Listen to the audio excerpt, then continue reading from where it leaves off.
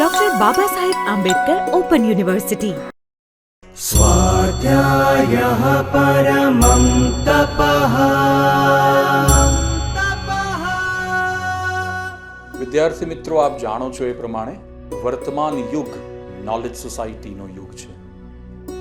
Knowledge સોસાયટીને માટે એક અત્યંત મહત્વની વાત એ છે કે સોર્સિસ ઓફ નોલેજ તમામ નાગરિકોને વિના મૂલ્યે અને સરળતમ રીતે ઉપલબ્ધ થાય. અત્યારે ડૉક્ટર બાબા સાહેબ આંબેડકર મુક્ત વિશ્વવિદ્યાલયની વેબસાઇટ પર open matrix knowledge advancement resource Omkar અંતર્ગત આપણે આપણા વિશ્વવિદ્યાલય દ્વારા ઉપલબ્ધ કરાવવામાં આવતા તમામ અભ્યાસક્રમોની અભ્યાસ સામગ્રી સ્ટડી મટીરિયલ ઈ ટેક્સ્ટ ફોર્મમાં કોઈ પણ પ્રકારના બંધન વગર ઓપન એક્સેસમાં ઉપલબ્ધ કરાવી છે.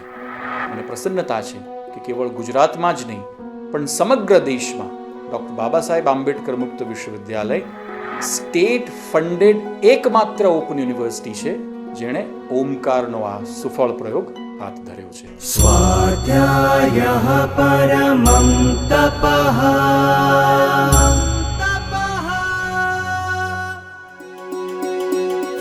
Doctor Baba Saheb Ambedkar open university, જ્યાં જ્ઞાનના અંકુરો વિજ્ઞાનનો ઉદ્યાન ખીલવે છે. આજે જ લોગ ઓન કરો www.baou.edu.in.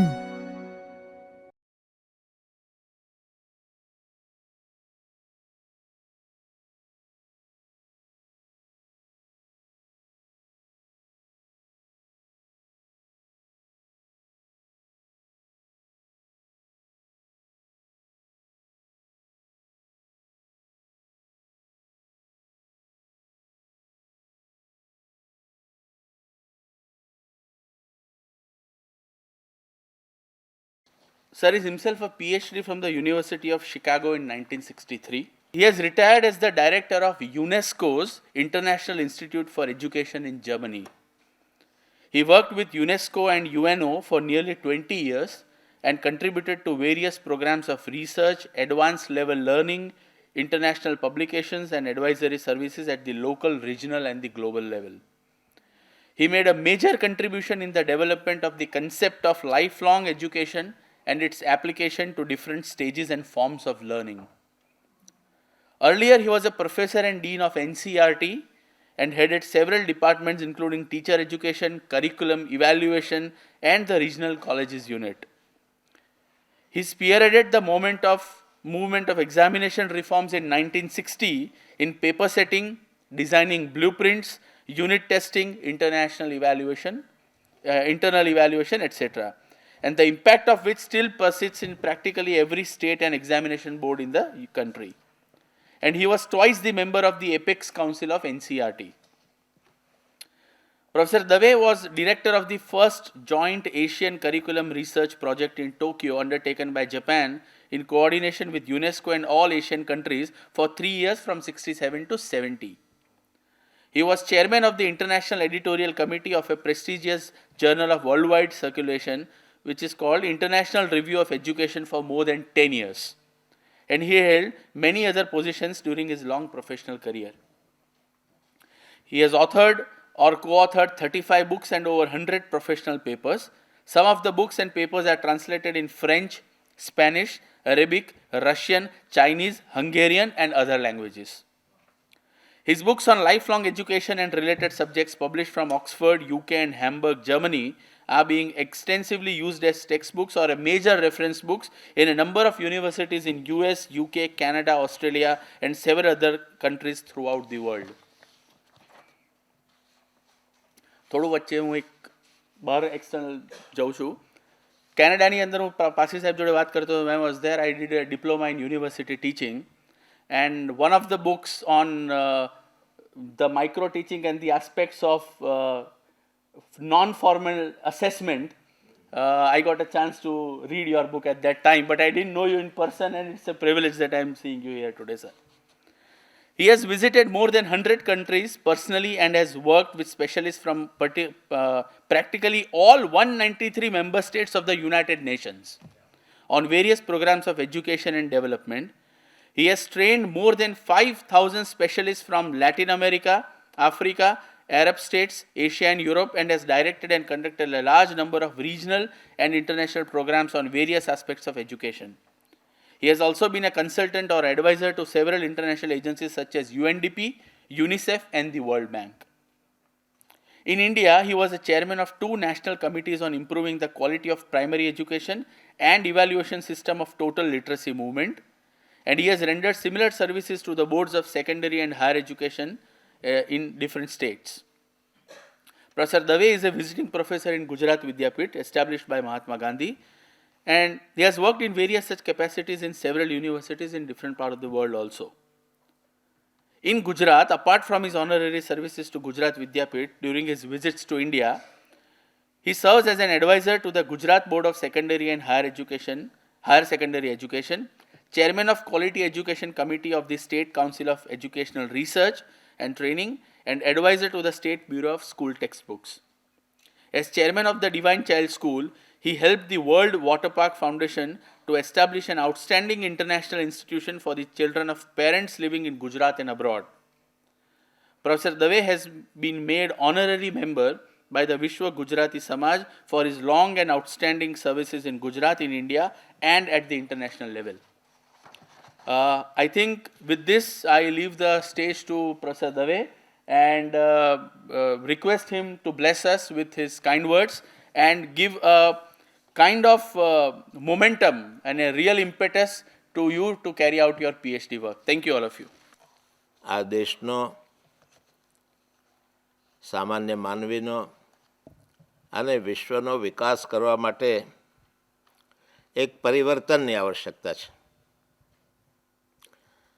પરિવર્તન અંગ્રેજીમાં એને ટ્રાન્સફોર્મેશન કહીએ છીએ. તો આ ટ્રાન્સફોર્મેશન કોણ કરે? કેટલીક વાર પોલિટિશિયન્સ આવીને થોડું ટ્રાન્સફોર્મેશન કરી જાય છે. એ બહુ લાંબો વખત ટકતું નથી. કેટલાક ઉદ્યોગપતિઓ આવીને ટ્રાન્સફોર્મેશન કરી જાય છે. આ ટ્રાન્સફોર્મેશન પણ લાંબો વખત ટકતું નથી. આપણે એવું ટ્રાન્સફોર્મેશન કરવું છે કે જે જનના હૃદયમાં, એના મગજમાં, એના કૌશલ્યોમાં એ ધબકતું રહે અને માનવ વિકાસ થતો રહે. આ ટ્રાન્સફોર્મેશન શબ્દ મેં જાણી જોઈને શરૂઆતમાં જ વાપર્યો છે. પરિવર્તનની વાત શરૂઆતમાં કરી છે કારણ કે જે સંશોધન વિશે આપણે અહીંયા ચર્ચા કરવાના છીએ એમાં સંશોધન શા માટે એ પહેલો પ્રશ્ન છે.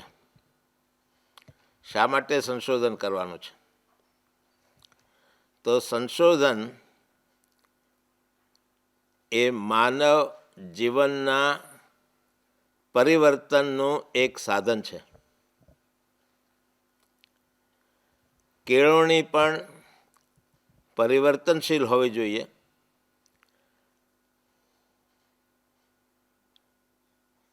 ટ્રાન્સફોર્મેશનલ એજ્યુકેશનની વાત આજે ચાલે છે, પણ એ ટ્રાન્સફોર્મેશન થતું નથી કારણ કે આપણે એક ચીલા ચાલુ પદ્ધતિમાં બેસી ગયેલા છીએ. અંગ્રેજીમાં એને એમ કહેવાય છે કે 2 જાતની પરિસ્થિતિ હોય છે કે કેટલીક બાબતોમાં we know what we do not know, અને બીજી કેટલીક છે we do not know what we do not know. આ આપણે વી ડુ નોટ નો ના પંજામાં ફસાઈ ગયા છે. એટલા માટે હમણાં આપણે તિલોનિયાની ફિલ્મ જોતા હતા.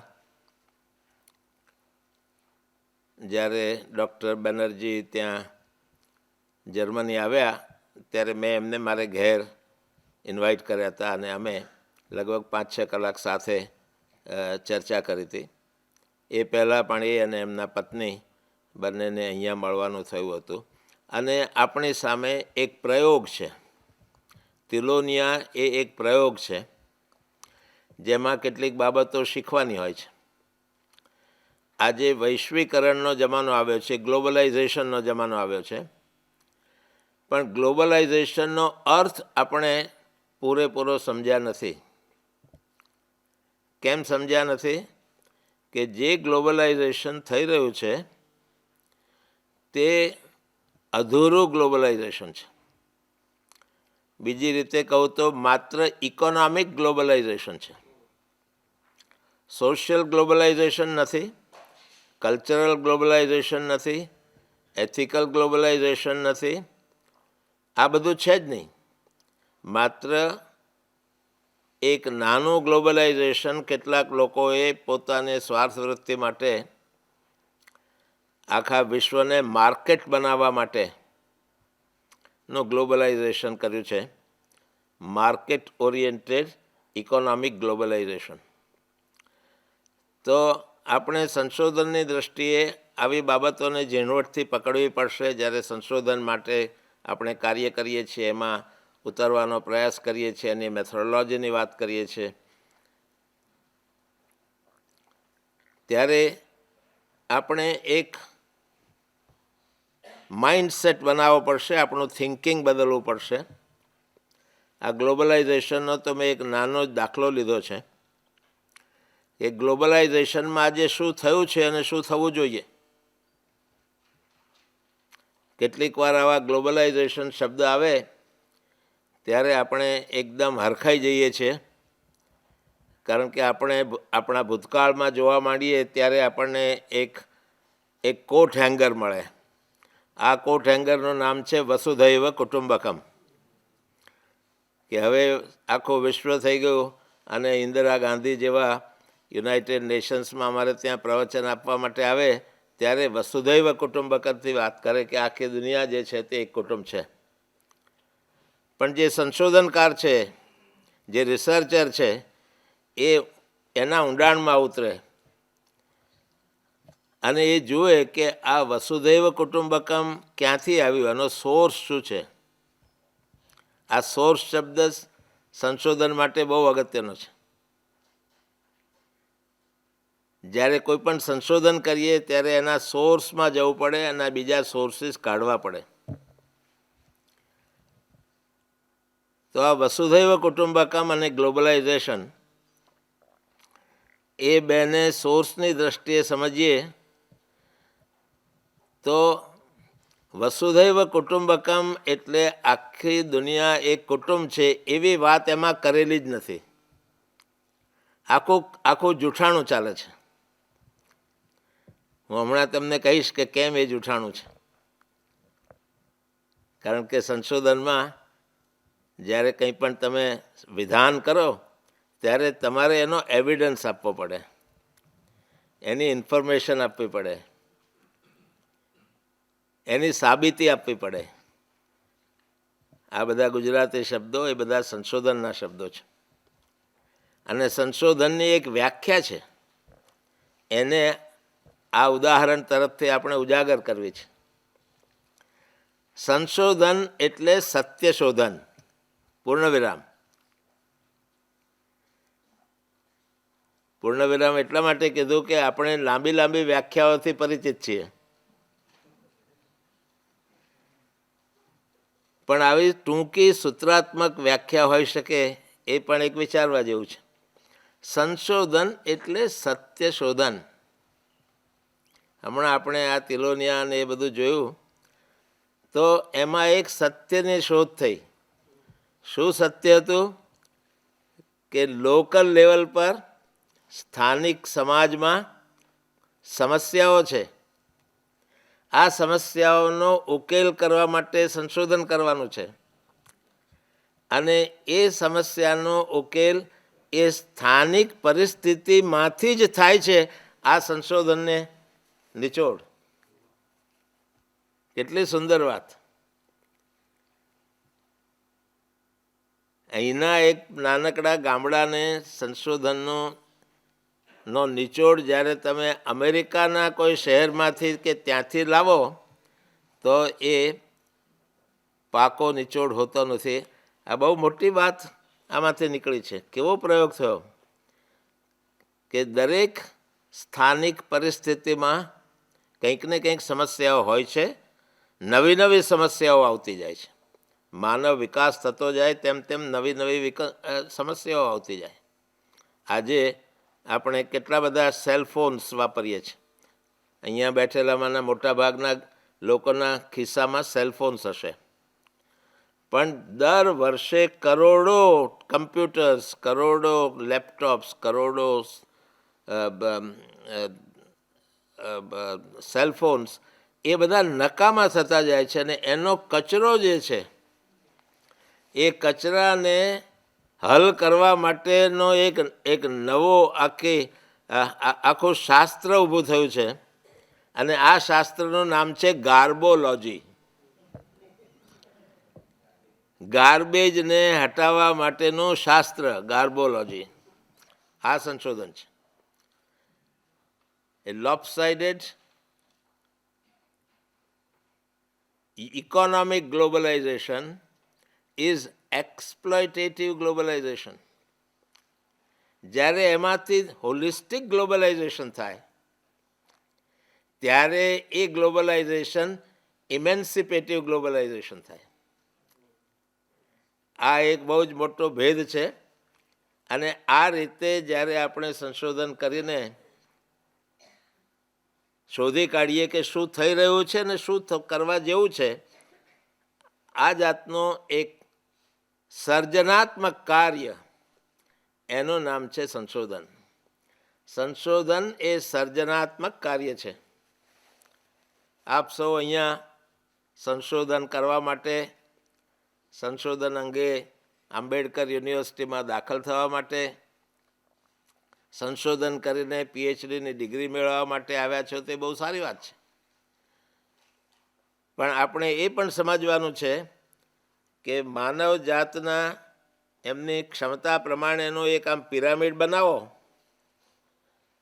તો સંશોધનકારો ક્યાં આવે છે? એની જે ટોપ એપેક્સ છે ત્યાં સંશોધનકાર આવે છે, કારણ કે ત્યાં સર્જનશીલતા છે. ત્યાં ઉદ્યોગપતિ નથી આવતો, ત્યાં મર્સિડીઝ ગાડી ચલાવનારો નથી આવતો, ત્યાં સંશોધનકાર આવે છે. એક સંશોધક છે, એક ઉચ્ચ પ્રકારનું સર્જનાત્મક, જેનામાં વિચાર શક્તિ છે, જેનામાં પાવર ઓફ ઇમેજિનેશન છે, જેનામાં પાવર ઓફ ઇનોવેશન છે, એ ત્યાં આવે છે. એટલે આ જે ગ્લોબલાઇઝેશનની વાત મેં શરૂ કરી છે તેમાં આપણે એક વાત જોયું કે lopsided truncated economic globalization has become exploitative globalization. આ વાત કેટલાય લોકો સમજ્યા નહીં. મોટા મોટા ઇકોનોમિસ્ટ હતા, એમને પણ આ વાતનો ખ્યાલ ન આવ્યો, કેમ કે પૈસા આવવા માંડ્યા ને પૈસાથી લોકો અંજાઈ જાય છે. પણ પૈસાથી કંઈક ઉપર છે એ વાત આપણે કેટલીક વાર ભૂલી જઈએ છીએ.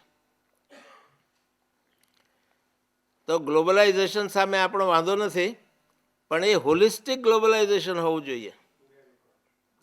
આ હોલિસ્ટિક ગ્લોબલાઇઝેશન છે તે જ ઇમેન્સિપેટિવ ગ્લોબલાઇઝેશન છે. તો સંશોધનનો એક વિષય એ છે કે lopsided ગ્લોબલાઇઝેશનમાંથી હોલિસ્ટિક ગ્લોબલાઇઝેશન તરફ કેવી રીતે માનવજાત જઈ શકે, આના ઉપર જો કામ કરી શકીએ.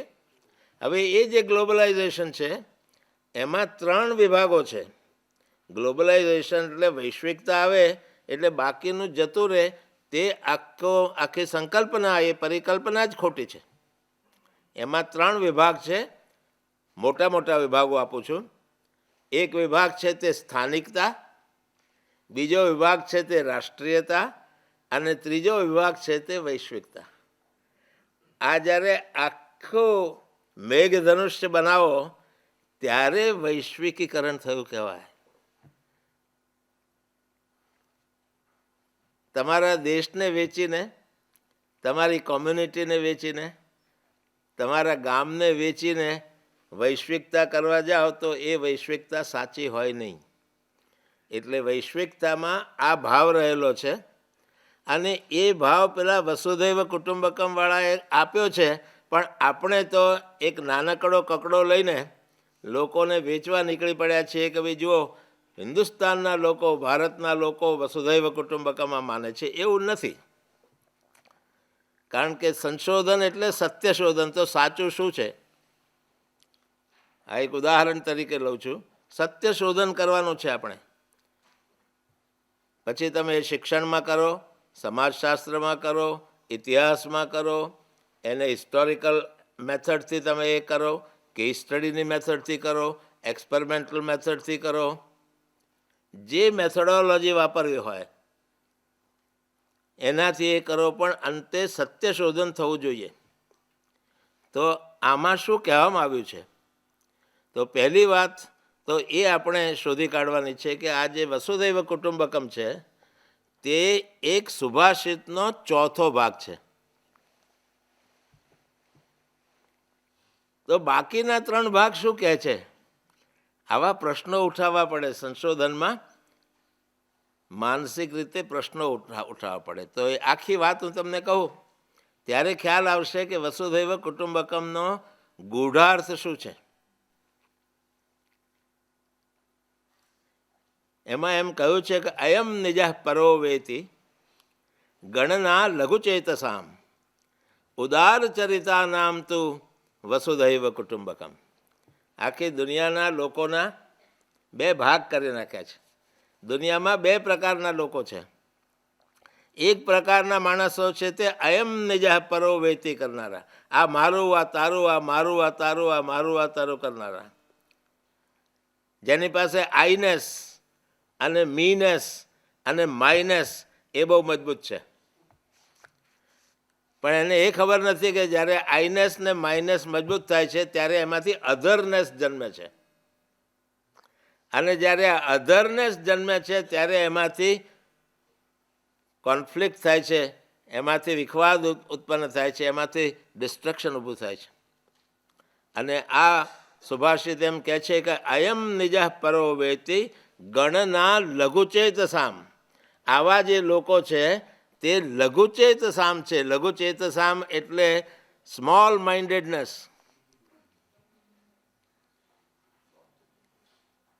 સંકુચિત મનવાળા માણસો, સંકુચિત વિચારવાળા માણસો,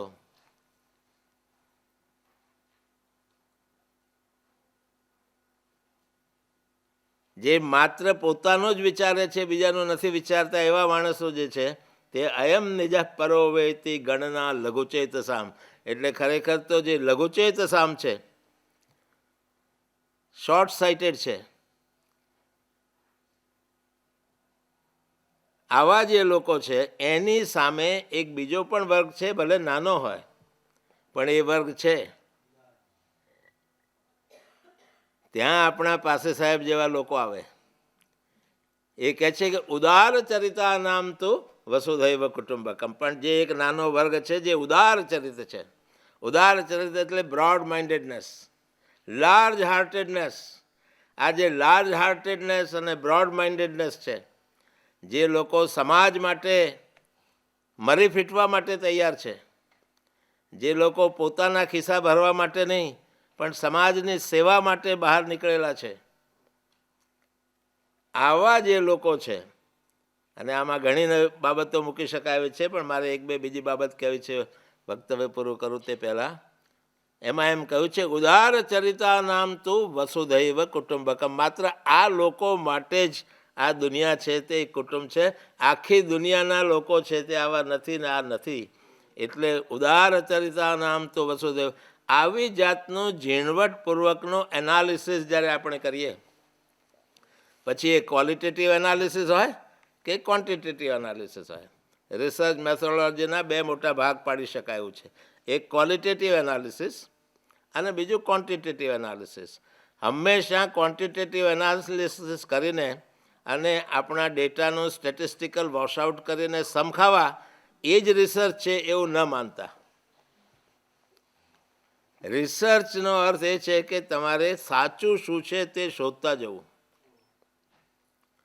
અને એ જેમ જેમ સત્યનું શોધન થતું જાય તેમ તેમ જીવનનો સાચો ને સારો વિકાસ થતો જાય. એટલે સંશોધન એ માનવ વિકાસનો સાધન છે. સંશોધન એ જીવન વિકાસનું સાધન છે. સંશોધન એ સત્યને શોધીને એને જીવનમાં ઉતારવાનું સાધન છે. અને એ રીતે સમગ્ર માનવ જાતની સેવા કરવાનું સાધન છે. સંશોધન એ સેવાનો વિષય છે. કેમ કે તમારે સંશોધન કરવા માટે તપસ્યા કરવી પડે છે. કોઈ પણ સારું સંશોધન તપસ્યા વિના થતું નથી. એને માટે તમારે પોતે ઓગળવું પડે છે. એને માટે ઊંઘ બરબાદ કરવી પડે છે. એને માટે અડધી રાત્રે 2 વાગે 3 વાગે વિચાર આવે અને પાસે એક નોટ પેન્સિલ રાખવી પડે ને તરત નોંધી લેવું પડે છે. આવી જાતની એક આંતરિક માનસિક તપસ્યા જેમાંથી સત્યનું દર્શન ઊભું થાય એનું નામ છે સંશોધન. મોટા ભાગના પુસ્તકોમાં આવું લખાણ નથી. એટલે આપણે નવેસરથી સંશોધનને સંકલ્પનાને સમજવાની છે. અને એટલા માટે આવી ઓપન યુનિવર્સિટી એ બહુ અગત્યની છે. પાસી સાહેબે એ વાત કરી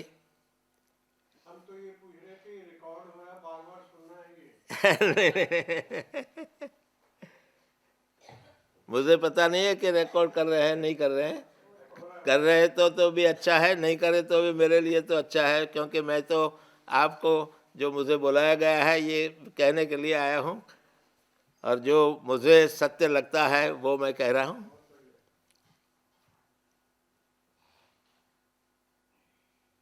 હું એ વાત કરતો હતો કે પાસી સાહેબે મારો પરિચય આપવા માટે ને હું એમનો ખૂબ ઋણી છું જે રીતે એમણે મારો પરિચય આપ્યો. અમે ઘણા વર્ષો પછી મળ્યા છીએ પણ બહુ જૂના મિત્રો છીએ. અને મને ખબર નહોતી કે એ આટલા વૃદ્ધ થઈ ગયા છે અને એમને પણ કદાચ ખબર નહીં હોય કે હું આટલો વૃદ્ધ થઈ ગયો છું. હાથમાં લાકડી લીધા વિના ચાલી શકાતું નથી. થોડા દિવસ પહેલાં 85 વર્ષ પૂરા થયા એ તિથિ પ્રમાણે. હું તિથિમાં માનનારો માણસ છું. કેમ કે તિથિની અંદર એસ્ટ્રોફિઝિક્સ અને એસ્ટ્રો મેથેમેટિક્સ જે આપણા હજારો વર્ષ પહેલાં ઋષિમુનિઓએ શોધી કાઢેલું છે એ ભરેલું છે. તારીખની અંદર આ એસ્ટ્રોફિઝિક્સ ને એસ્ટ્રો મેથેમેટિક્સ બહુ કાચા છે.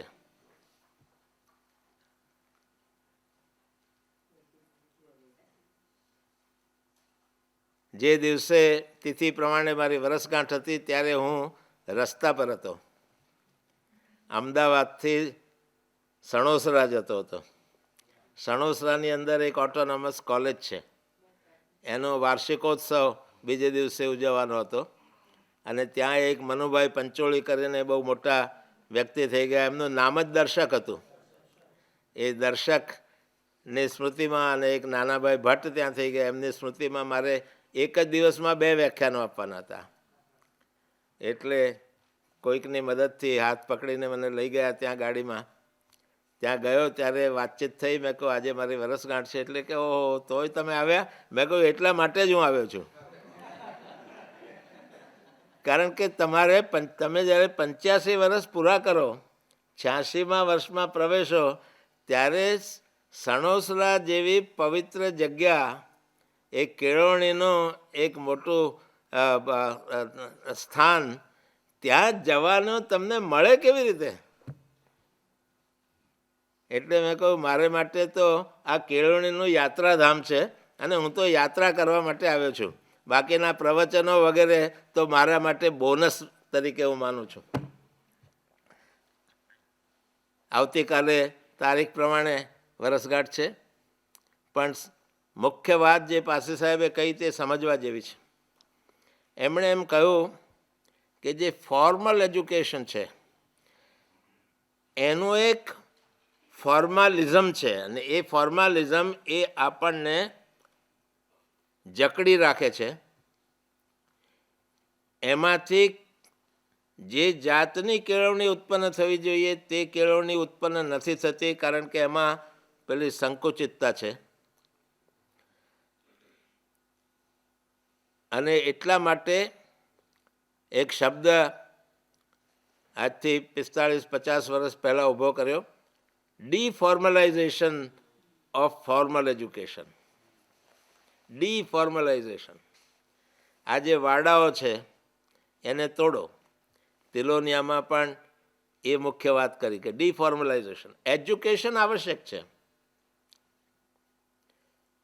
એજ્યુકેશન એટલા માટે આવશ્યક છે કે આપણે બધા પ્રકૃતિજન્ય માણસો છીએ. એક કરતા છે કે નહીં એની તો ખબર નથી, એની ચર્ચા ચાલ્યા કરે છે, પણ કૃતિ છે એ તો આપણને ખબર છે. બહાર જુઓ તો બધી વસ્તુઓ દેખાય છે, કૃતિ છે. રાત્રે આકાશ દર્શન કરો તો કેટલા ગ્રહો દેખાય, તારાઓ દેખાય, આકાશ ગંગા દેખાય, અને એ બધું ખૂબ ખૂબ દેખાય. અને પછી એસ્ટ્રોનોમર્સ આપણને કહે કે આ જે આપણી આકાશગંગા છે જેમાં બિલિયન્સ ઓફ સ્ટાર્સ છે, એવી તો બિલિયન્સ ઓફ આકાશગંગા છે. આ બધું કૃતિ છે. આ કૃતિના એક ભાગ તરીકે પ્રકૃતિ છે. આ શબ્દો મજાના છે.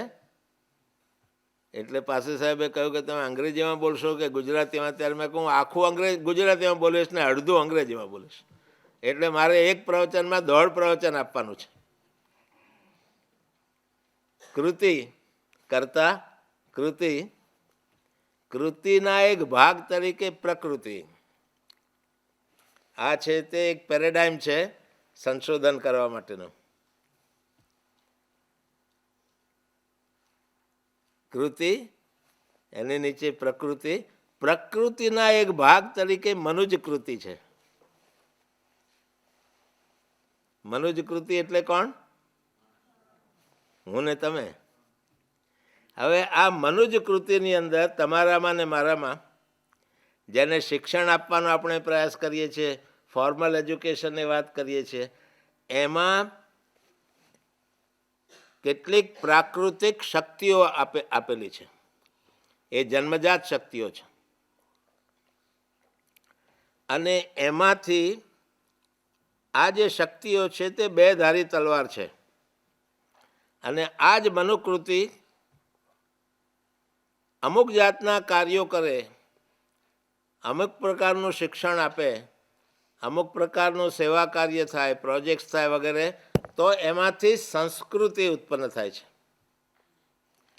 કૃતિ, પ્રકૃતિ, મનુજકૃતિ, સંસ્કૃતિ. પણ આ જ મનુષ્ય એ એવું પ્રાણી છે કે જેમ સંસ્કૃતિ ઉત્પન્ન કરી શકે છે, તેમ બીજી રીતે જો કામ કરે તો એમાંથી વિકૃતિ ઉત્પન્ન થાય છે. જો એક સંશોધન કરવા માટેનો એક પેરેડાઇમ આપું છું, આની અંદર આપણે સંશોધન કરવાનું છે, તો શું એમાંથી થાય? જ્યારે મનુજ કૃતિ એ સંસ્કૃતિ ઉત્પન્ન કરે છે ત્યારે એમાંથી સંસ્કાર જન્મે છે, એમાંથી સભ્યતા જન્મે છે, અને એમાંથી વિકાસ થાય છે. પણ જો આ મનુષ્ય ખોટે માર્ગે ચાલ્યો જાય છે, સ્વાર્થ વૃત્તિમાં આવે છે, એનામાં ક્રૂરતા આવે છે, અયમ નિજ પરોવેતી વાળી વાત આવી જાય છે. યાદ છે હવે અયમ નિજ પરોવેતી કે નથી? હજી સમજ પડી અયમ નિજ પરોવેતીને? આ મારું આ તારું વાળામાં જે પડી જાય છે ત્યારે એમાંથી વિકૃતિ જન્મે છે, વિકૃતિમાંથી વિકાર જન્મે છે, અને વિકારમાંથી વિનાશ જન્મે છે. આ એક ટોટાલિટી છે.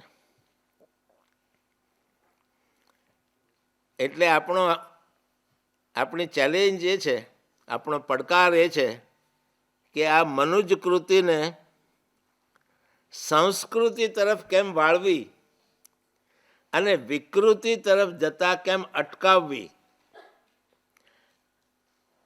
આ એક મોટો પડકાર માનવ જાત સામે છે, અને એ કરવાનું કાર્ય એટલે કેળવણી.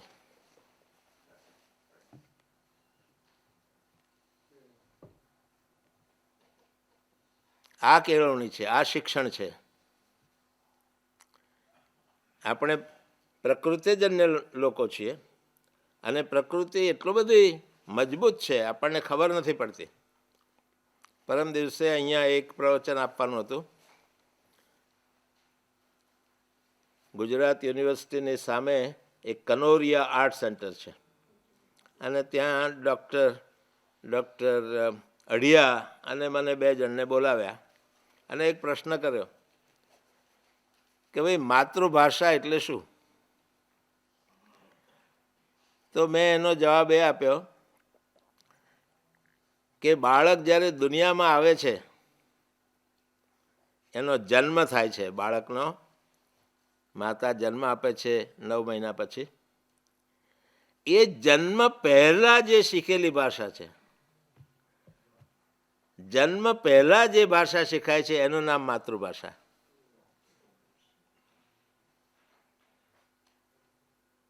જરા વિચાર કરો, એ બાળક જન્મે છે પહેલાં ભાષા શીખે છે. આ આપણી પ્રાકૃતિજન્ય શક્તિ છે. એ શક્તિને સંસ્કૃતિ તરફ વાળો, સંસ્કાર આપો, સભ્યતા શીખવો તો વિકાસ થાય.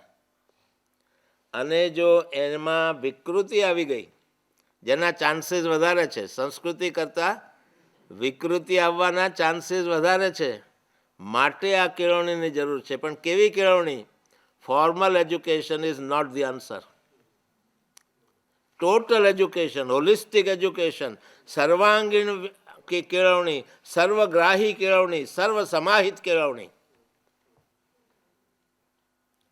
Holistic, totality. આપણે આપણી જાતને સમજીએ, આપણા કુટુંબને સમજીએ, આપણી આજુબાજુના સમુદાયને સમજીએ, લોકલ કમ્યુનિટી.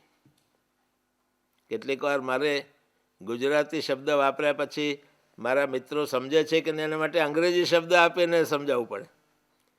સમુદાય શબ્દ, સમુદાય એટલે લોકલ કમ્યુનિટી, સ્થાનિકતા. આ સ્થાનિકતા બહુ જ અગત્યની છે, કારણ કે આપણે ત્યાં જન્મ્યા છે, ત્યાં જીવીએ છીએ, એમાં શ્વાસ લઈએ છીએ, એને વધારેમાં વધારે જાણીએ છીએ. ભાઈએ હમણાં કહ્યું કે મેં અમેરિકા જઈને શિકાગોમાં PhD લીધું. વાત સાચી, પણ હું જેટલું અમદાવાદને જાણું છું, જ્યાં હું જન્મ્યો છું, જ્યાં હું રહ્યો છું, જ્યાં મેં અભ્યાસ કર્યો છે, ભલે હું બહાર પછી 45 વર્ષ જઈ આવ્યો, પણ જ્યારે અહીંયા પાછો આવું છું ત્યારે ગુજરાતી ભાષામાં બોલું છું. બહાર બધે જ અંગ્રેજીમાં બોલવું પડે છે, પાસે સાહેબ જાણે છે. પણ અહીંયા આવીને એટલે માતૃભાષાની વાત કરી તો એ બધાને નવાઈ લાગી કે બાળક જન્મ્યું છે એ પહેલાં એ શીખ્યું છે. જો અહીંયા ફોર્મલ એજ્યુકેશન લાગુ નથી પડતું, કારણ કે બાળક જન્મે પહેલાં એને કોઈ સ્કૂલમાં દાખલ કરી શકાતું નથી. એવી કોઈ સ્કૂલ છે?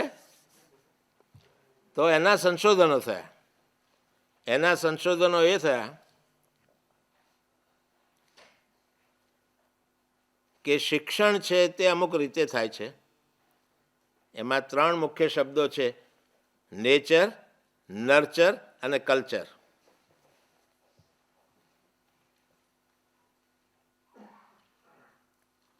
અને આ નેચર, નર્ચર અને કલ્ચરમાંથી 4 પ્રકારનો વિકાસ થાય છે. એને ગુજરાતી ભાષામાં બહુ સુંદર રીતે મૂકી શકાય એવું છે, કારણ કે 4 શબ્દો વકારવાળા છે, વથી શરૂ થનારા. આ 4 શબ્દો છે: વિચાર, વાણી, વૃત્તિ અને વર્તન.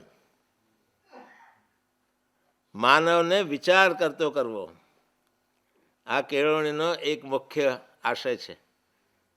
અને આ વિચાર કેવો વિચાર?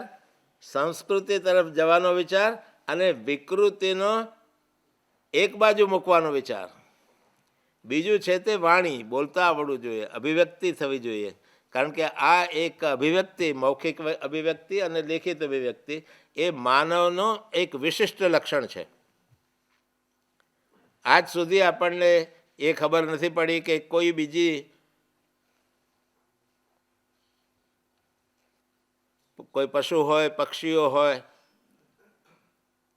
બીજા જે જીવંત પ્રાણીઓ, પશુઓ વગેરે છે, એમણે કોઈએ ભગવદ્ ગીતા રચી હોય કે રામાયણ રચ્યું હોય કે મહાભારત રચ્યું હોય કે એને છાપ્યું હોય કે બાઇબલ રચ્યું હોય કે કુરાન રચ્યું હોય. આ એક વિશિષ્ટ શક્તિ છે, વિચાર, વાણી, અભિવ્યક્તિ. તો આ અભિવ્યક્તિ એ બહુ અગત્યની ચીજ છે કેળવણીમાં. વૃત્તિ, વૃત્તિ એટલે તમારી વેલ્યુ સિસ્ટમ, તમારી એટીટ્યુડ્સ. અને ચોથી જે વાત છે તે વર્તન. આ બધું છે તે તમારા જીવનમાં વર્તનમાં, એક્શનમાં પરિણિત થવું જોઈએ. તો આમાં 3 અગત્યની બાબતો આવે છે: ઇન્ટેલેક્ચ્યુઅલ, ઇમોશનલ અને એક્શનલ. આ બધી બાબતોને ફોર્મલ એજ્યુકેશનથી બરાબર નથી શીખવાતી. માટે આપણે સંશોધન કરવા માટે તમારામાંથી જો કોઈ કરી શકે તો હાઉ ટુ ડીફોર્મલાઇઝ ફોર્મલ એજ્યુકેશન. હવે ડીફોર્મલાઇઝેશન માટેના શબ્દો પાસે સાહેબે આપ્યા. એ ઉપયોગી છે કે શિક્ષણ છે એ માત્ર ફોર્મલ એજ્યુકેશનથી જ થતું નથી, ઇનફોર્મલ લર્નિંગથી પણ થાય છે. Informal learning. સવારે છાપું ખોલો અને વાંચો અને એમાંથી કંઈક મળે, ઇનફોર્મલ લર્નિંગ થઈ ગયું. ટેલિવિઝનમાં કંઈક વાત આવે, ઇનફોર્મલ લર્નિંગ થઈ ગયું. કોઈકને મળ્યા રસ્તામાં ને એની સાથે 2 વાત કરી, ઇનફોર્મલ લર્નિંગ. એનો પ્લાન નથી, એનો પ્લાન નથી. અને આ એ બહુ અગત્યની વસ્તુ આમાં સમજવા જેવી છે કે the total learning is not plannable. Plannability of learning, કોણ ક્યારે કેટલું શીખશે એ પ્લાનેબિલિટીની બહાર છે. અને એટલા માટે એને વહેતા રહેવું જોઈએ, એને એને એને ખુલ્લું રાખવાનું. અને ક્યાંથી શું શીખી શકાય.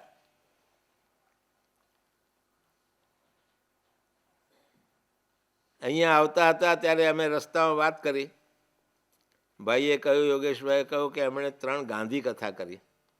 ત્યારે મેં એમને કહ્યું કે મારે એકવાર ગુજરાત વિદ્યાપીઠમાં, જ્યાં હું વિઝિટિંગ પ્રોફેસર છું, હવે તો બહુ કરી શકતો નથી, પણ ત્યાં મને બોલાવ્યો કે તમે શેના પર બોલશો. એટલે મેં એમને કહ્યું કે મારો વિષય હશે વિશ્વ ઘડવૈયા ગાંધી. ગાંધીને ભારત ભૂલતું જાય છે, પણ બાકીનું વિશ્વ છે તે એને વધારે ને વધારે યાદ કરતું જાય છે, કારણ કે અહિંસા એ અગત્યની વાત એમાંથી ઊભી થઈ છે. વિશ્વ ઘડવૈયા ગાંધી. હું પેલી મુખ્ય વાત પર આવું કે જે ડીફોર્મલાઇઝેશન ઓફ એજ્યુકેશન છે એમાં formal, informal learning is ઇન્સિડેન્ટલ learning. અને કેટલીક વાર ફોર્મલ લર્નિંગ કરતાં ઇન્ફોર્મલ, ઇન્સિડેન્ટલ લર્નિંગ એ વધારે અગત્યનું હોય છે. સંસ્કૃતિના વિકાસ માટે, સંસ્કારો માટે, એક સભ્યતા જન્માવવા માટે ઇન્ફોર્મલ લર્નિંગ. અને પછી એક ત્રીજો વિભાગ ઊભો થયો છે જેને નોન ફોર્મલ લર્નિંગ એવું પાસે સાહેબે નામ આપ્યું. એ દુનિયાભરમાં જાણીતો છે. મારા લખાણોમાં પણ મેં નોન ફોર્મલ શબ્દ વાપર્યો છે. Non formal learning is planned learning but not for a particular age group. અહીંયા જે કરીએ છીએ આ નોન ફોર્મલ લર્નિંગનું ઉદાહરણ છે. ઓર્ગેનાઇઝ છે, સમય નક્કી થયો છે. રવિવારે 10 વાગે મારે તૈયાર થવાનું છે એ નક્કી છે. અહીંયા આવીને થોડું બોલવાનું છે નક્કી છે. પણ જે શીખનારાઓ છે એ શીખનારાઓ એક જ ગ્રુપના નથી. ઉંમરની દ્રષ્ટિએ ભેદ છે, કાર્યની દ્રષ્ટિએ ભેદ છે, એમના જે સ્પેશિયલાઇઝેશન છે એની દ્રષ્ટિએ ભેદ. અને તે છતાં આપણે બધા ભેગા બેઠા છીએ. This is known formal learning.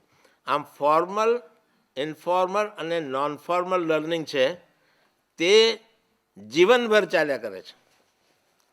આ જીવનભર ચાલ્યા કરે છે એને માટે પેલું માતૃભાષાનું મેં ઉદાહરણ લીધું છે. માતૃભાષા કઈ કે the language that is learn before the birth of the child. Before the birth. તો કેવી રીતે થાય છે? એના સંશોધનો થયા. એ સંશોધનમાં એક મુખ્ય વાત એ આવી કે જ્યારે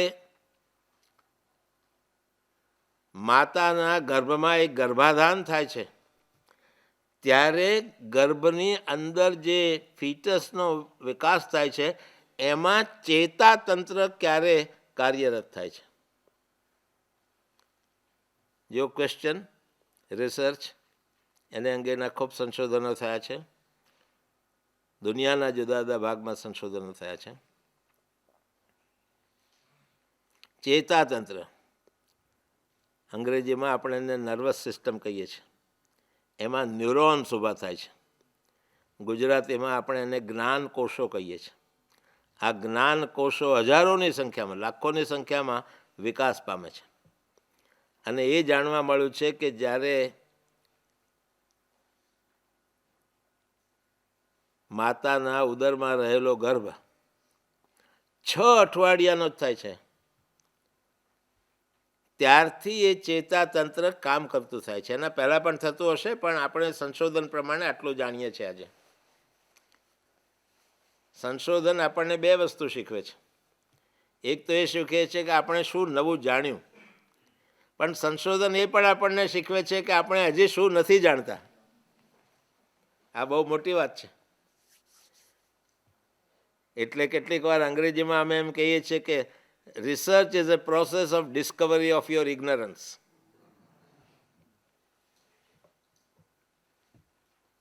મને તો અંગ્રેજીમાં બોલવાની ટેવ છે. બહાર દુનિયાભરમાં કામ કરું છું ત્યાં કંઈ ગુજરાતીમાં બોલાય નહીં. જો ગુજરાતીમાં બોલવા માંડું તો ખુરશીઓ ખાલી થઈ જાય. પણ અહીંયા ગુજરાતીમાં બોલવું એ અગત્યનું છે કે જેથી આપણું પ્રત્યાયન છે તે બને એટલું સ્પષ્ટ થાય. હું વાત એ કરતો હતો કે ફોર્મલ એજ્યુકેશન છે તે 5 વર્ષે શરૂ થાય કે 6 વર્ષે શરૂ થાય કે 3 વર્ષે શરૂ થાય, અને આપણે એ ફોર્મલ એજ્યુકેશન જે પરદેશીઓ અહીંયા લાવ્યા અને આપણને એ ઢાંચામાં નાખી દીધા, અને હજી પણ આપણને એ ખ્યાલ નથી કે આપણે હજી માનસિક રીતે કેટલી બધી ગુલામીમાં છીએ. આ ગુલામીને હટાવવા માટેનું કાર્ય સંશોધન દ્વારા જ થઈ શકે. એના ઊંડાણમાં જવું પડે. સંશોધનમાં ઊંડાણમાં જઈને મનન કરવું પડે, મંથન કરવું પડે, અંદરની વેદનાઓ વેઠવી પડે, એનું નિધિધ્યાસન કરવું પડે, અને ત્યારે એમાંથી સત્યનું સર્જન થાય, સત્યનું શોધન થાય. એટલા માટે મેં માત્ર એક નાનકડી જ સૂત્રાત્મક વ્યાખ્યા ઘણા વર્ષોથી રાખી છે, સંશોધન એટલે સત્ય શોધન. આટલી વાત પકડીને તમે જો આગળ જશો તો આજનું મારું કામ પૂરું થઈ ગયું. તો શિક્ષણની શરૂઆત, કેળવણીની શરૂઆત ક્યારથી થાય છે? Before the birth of a child. જે આ વાતને સમજે એ ડીફોર્મલાઇઝેશન ઓફ ફોર્મલ એજ્યુકેશન કરી શકે. How will you deformalise it? Deformalisation of schooling, deformalisation of universities. અને અહીંયા જે આંબેડકર યુનિવર્સિટી છે ને, it's a shining example of deformalisation of higher education. Deformalisation. Stanford યુનિવર્સિટીની અંદર એક પ્રોફેસર છે. એ પ્રોફેસર થોડા વર્ષોથી એક કોર્સ ભણાવે. એ કોર્સનું નામ, ટાઇટલ હતું આર્ટિફિશિયલ ઇન્ટેલિજન્સ. આ આર્ટિફિશિયલ ઇન્ટેલિજન્સનો ઉપયોગ બહુ થવા માંડ્યો છે. જુદા જુદા સાધનો બને ઇન્ડસ્ટ્રીઝની અંદર, એમાં જે ઓટોમેશન થાય એમાં આર્ટિફિશિયલ ઇન્ટેલિજન્સ જોઈએ. રોબોટાઇઝેશનનો આખો એક વિકાસ થયો છે. રોબોટ્સ,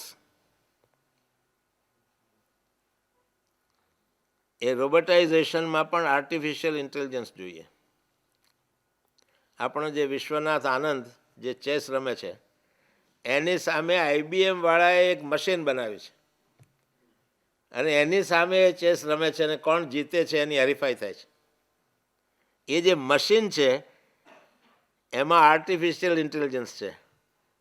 વિશ્વનાથ આનંદના મગજમાં નેચરલ ઇન્ટેલિજન્સ છે, પેલામાં આર્ટિફિશિયલ ઇન્ટેલિજન્સ. આવા ઘણા દાખલાઓ હું તમને આપી શકું એમ છું.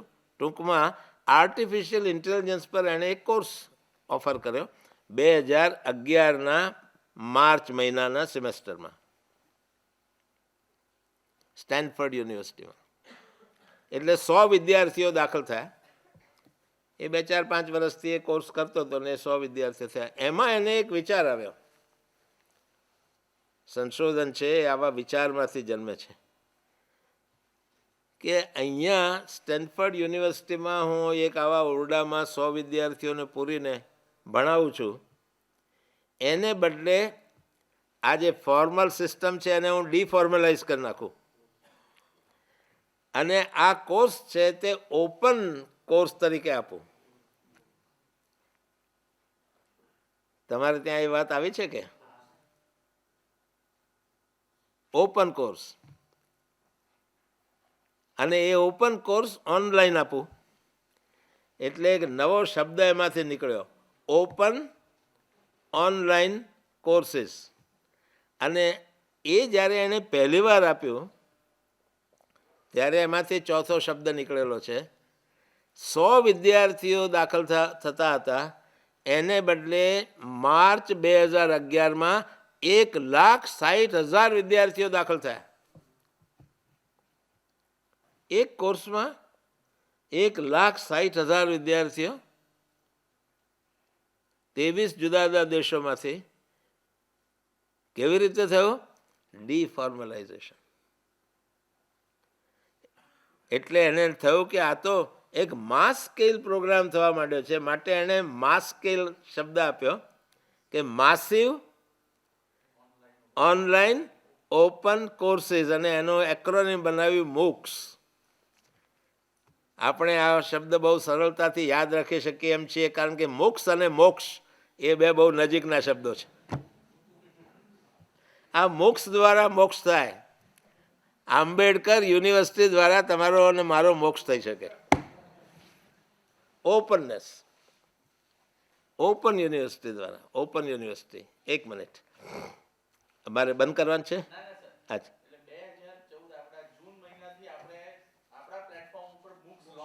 મૂક્સ લોન્ચ કરવાનું. બહુ સારું, તમને અભિનંદન છે. ઘણી યુનિવર્સિટીવાળાએ દાખલ કર્યું છે. અને એમાં એક બીજી વાત આવી છે, એને પણ ધીમે ધીમે આપણે જ્યારે તમે લોન્ચ કરો ત્યારે હું તમારી સાથે જો જીવતો હોઈશ તો હોઈશ, કે એને ફ્રી કરો. અને એ થોડા કોર્સીસ ફ્રી આપવામાં આવે છે. આજે પણ ફ્રી આપવામાં આવે છે, કે જેથી સામાન્ય વ્યક્તિ એનો લાભ લઈ શકે અને એક લર્નિંગ સોસાયટીનો આવિર્ભાવ થાય. શિક્ષણ છે, કેળવણી છે, એ તો આપણી આંખો ખોલી નાખે, આપણને બદલી નાખે, આપણું સંપૂર્ણ પરિવર્તન કરી નાખે. હું પેલા 3 શબ્દો આપતો હતો, નેચર, નેચરમાંથી નર્ચર ને નર્ચરમાંથી કલ્ચર. નેચર, નર્ચર અને કલ્ચર એની આ રમત છે. એમાંથી એક એવી સંસ્કૃતિ જન્મે જે એક રીતે કહીએ તો પુરાતન ભારતીય સંસ્કૃતિ હતી. પુરાતન ભારતીય સંસ્કૃતિની અંદર આ વાતો આવી ગઈ હતી. આપણે ત્યાં આખી ટેક્સોનોમી બનાવવામાં આવી છે. ટેક્સોનોમી શબ્દ તમારામાંથી કેટલાક જાણતા હશે, કેટલાક નહીં જાણતા હોય. પાસી સાહેબ એને બહુ સારી રીતે જાણે છે. તો કેવી ટેક્સોનોમી બની? બૃહદારણ્યક ઉપનિષદની અંદર આ ટેક્સોનોમી આપવામાં આવી છે, કેળવણીની ટેક્સોનોમી. એમાં શરૂઆતમાં આવ્યું છે, પહેલું સ્ટેપ છે અજ્ઞાનમ. અજ્ઞાનમમાંથી જ્ઞાનમ, જ્ઞાનમમાંથી સંજ્ઞાનમ, સંજ્ઞાનમમાંથી વિજ્ઞાનમ, અને વિજ્ઞાનમમાંથી પ્રજ્ઞાનમ. 6000 વર્ષ પહેલા ઉત્પન્ન થયેલી આ શ્રેણી, ટેક્સોનોમી એટલે શ્રેણી. આમ કકડે ધીમે ધીમે ધીમે ધીમે ધીમે એની સંકલ્પનાઓ છે તે વધારે ને વધારે ગાઢ, ગહન અને ઉન્નત થતી જાય. કેળવણી એ માનવ જીવનને ઉન્નત બનાવવા માટેનું સાધન છે. Education is a process, a lifelong process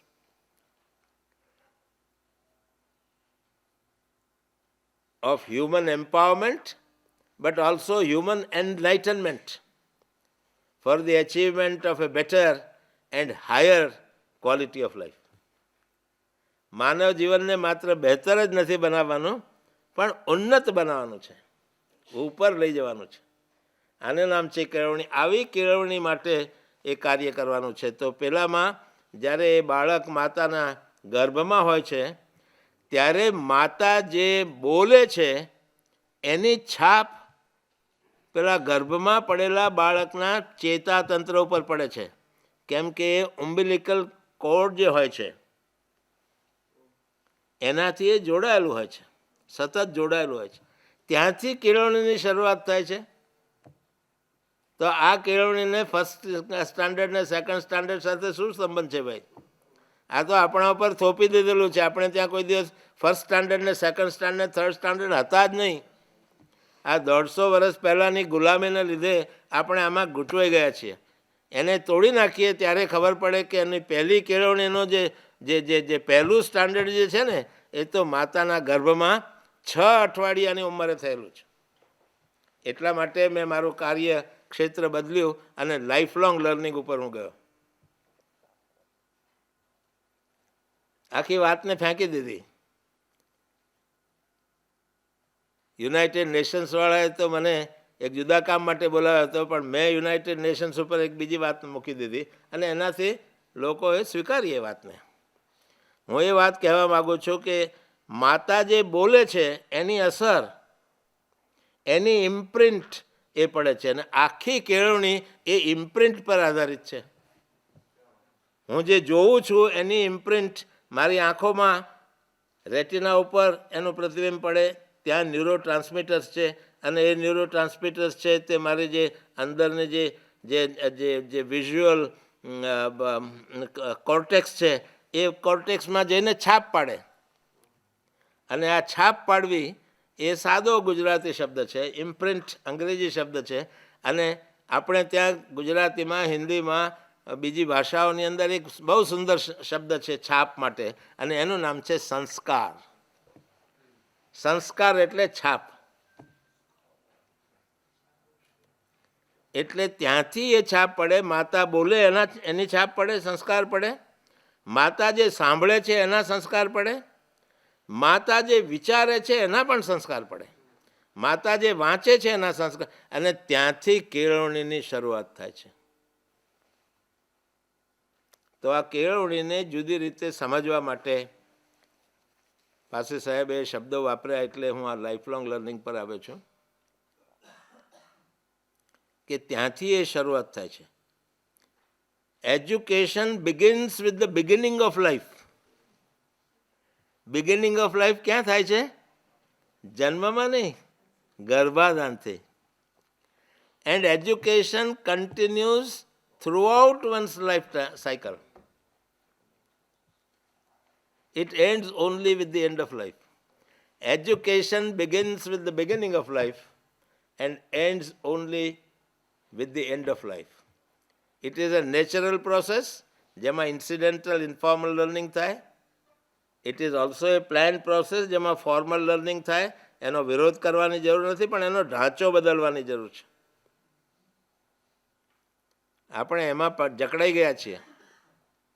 અને પછી ઓર્ગેનાઇઝ, નોન ફોર્મલ બધા લોકો માટે થાય. આખી લર્નિંગ સોસાયટી ઊભી થાય. The concept of a learning society. Learning society is a continuous developing society for emancipation and not for exploitation. તો એ કેવી રીતે થાય એને અંગેના આપણે સંશોધનો જ્યારે લઈએ ત્યારે એ થાય. એને માટે બહુ જ વિશાળ વિચાર કરવાની જરૂર છે. આ વાતને જો હું પૂરી કરું કે જ્યારે education begins with the beginning of life, તો એને માટે અમે 12 ભાગ પાડ્યા છે જીવનના. આપણે ત્યાં હંમેશા જીવનના ભાગ પાડવામાં આવતા હતા, એને 4 ભાગમાં આપણે વહેંચીએ છીએ. કયા 4 ભાગ છે? બોલો. હા બોલો, બરાબર છે, કહો. ગૃહસ્થાશ્રમ, પછી વાનપ્રસ્થાશ્રમ, સંન્યાસાશ્રમ. આ 4 જીવનના ભાગ આપણે ભારતીય. હવે અત્યારે મને એ જવાબ આપો કે કેટલા લોકો સંન્યાસાશ્રમમાં સંન્યસ્ત લે છે? કોઈ નથી. તો કોઈ નથી એ એક સંશોધન થયું. શું સંશોધન થયું? કે આ વિભાગ છે તે ડિફંક્ટ થઈ ગયો છે. સંશોધન એટલે કંઈ બહુ મોટું મોટું જ છે એવું કંઈ નહીં. જે 4 વિભાગો આપણે કર્યા હતા, જીવનના 4 આશ્રમો કર્યા હતા, એમાંનો છેલ્લો આશ્રમ ડિફંક્ટ થઈ ગયો છે અને ઇવન વાનપ્રસ્થાશ્રમ પણ ડિફંક્ટ થઈ ગયું છે. થોડા જ લોકો એવા હોય કે પાસે સાહેબ જેવા કે મારા જેવા કે હજી પણ આવી રીતે આવે.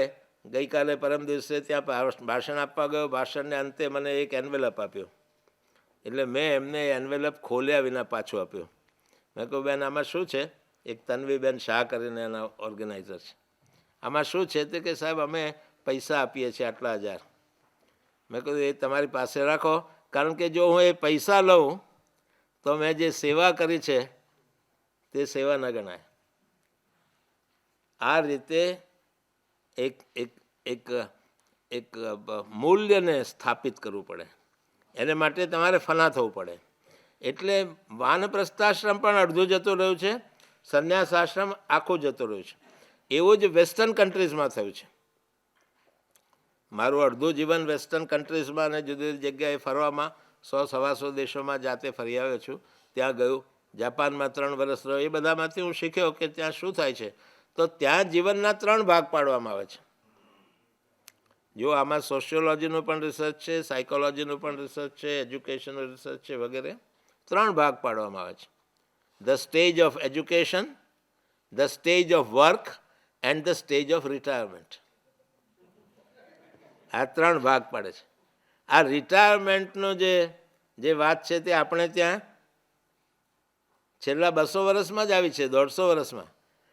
આ દેશની અંદર રિટાયરમેન્ટ જેવો શબ્દ જ નહોતો. કેવી કેવી રીતે આપણે ગુલામ થતા ગયા છીએ અને આપણી સંસ્કૃતિને વેચતા ગયા છીએ, એના આ સંશોધનો છે, નાના નાના મિની રિસર્ચિસ. તો અમે એના 12 ભાગ પાડ્યા છે અને એ દરેક ભાગની અંદર ઓછામાં ઓછા 10 PhD થાય દરેક ભાગમાં. એટલું બધું ભાતું ભર્યું છે. આને હું જલ્દીથી બોલીશ કારણ કે હવે સમય પૂરો થયો છે મારો. 12 ભાગ જીવનના પાડ્યા છે. જીવનકાળ જે છે એના 12 ભાગ પાડ્યા છે અને એ જીવનકાળ વધારે લાંબો ને લાંબો થતો જાય છે, દીર્ઘ જીવન થતું જાય છે. મનુષ્યનું જીવન દીર્ઘ જીવન થતું જાય છે. 20મી સદીની એ મોટી શોધ છે. 1900ની સાલમાં જ્યારે 19મી સદી પૂરી થઈ ત્યારે ભારતમાં એવરેજ લાઈફ એક્સપેક્ટન્સી 27 વર્ષની હતી. 1947માં જ્યારે આપણે સ્વતંત્ર થયા ત્યારે એવરેજ લાઈફ એક્સપેક્ટન્સી 33 વર્ષની હતી.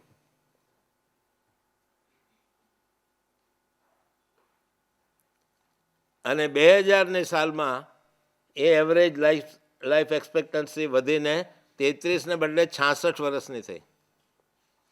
અને આજે ગુજરાતની અંદર એવરેજ લાઈફ એક્સપેક્ટન્સી 69 વર્ષ ગણવામાં આવે છે. પણ આ તો એવરેજ છે, મીન છે. તમારે સ્ટેટિસ્ટિક્સમાં થોડું જવું પડશે. એટલે જ્યારે તમે અમુક સિલેક્ટેડ એક્ઝામ્પલ્સ લો છો, એવા કુટુંબો કે જ્યાં ખાવા પીવાનું મળે છે, રહેવા માટેની સગવડ મળે છે, બીજું સ્વાસ્થ્ય માટેની જે જરૂરિયાતો હોય તે મળે છે, ત્યાંની એવરેજ લાઈફ એક્સપેક્ટન્સી ઇન ગુજરાત 76 વર્ષની થઈ ગઈ છે.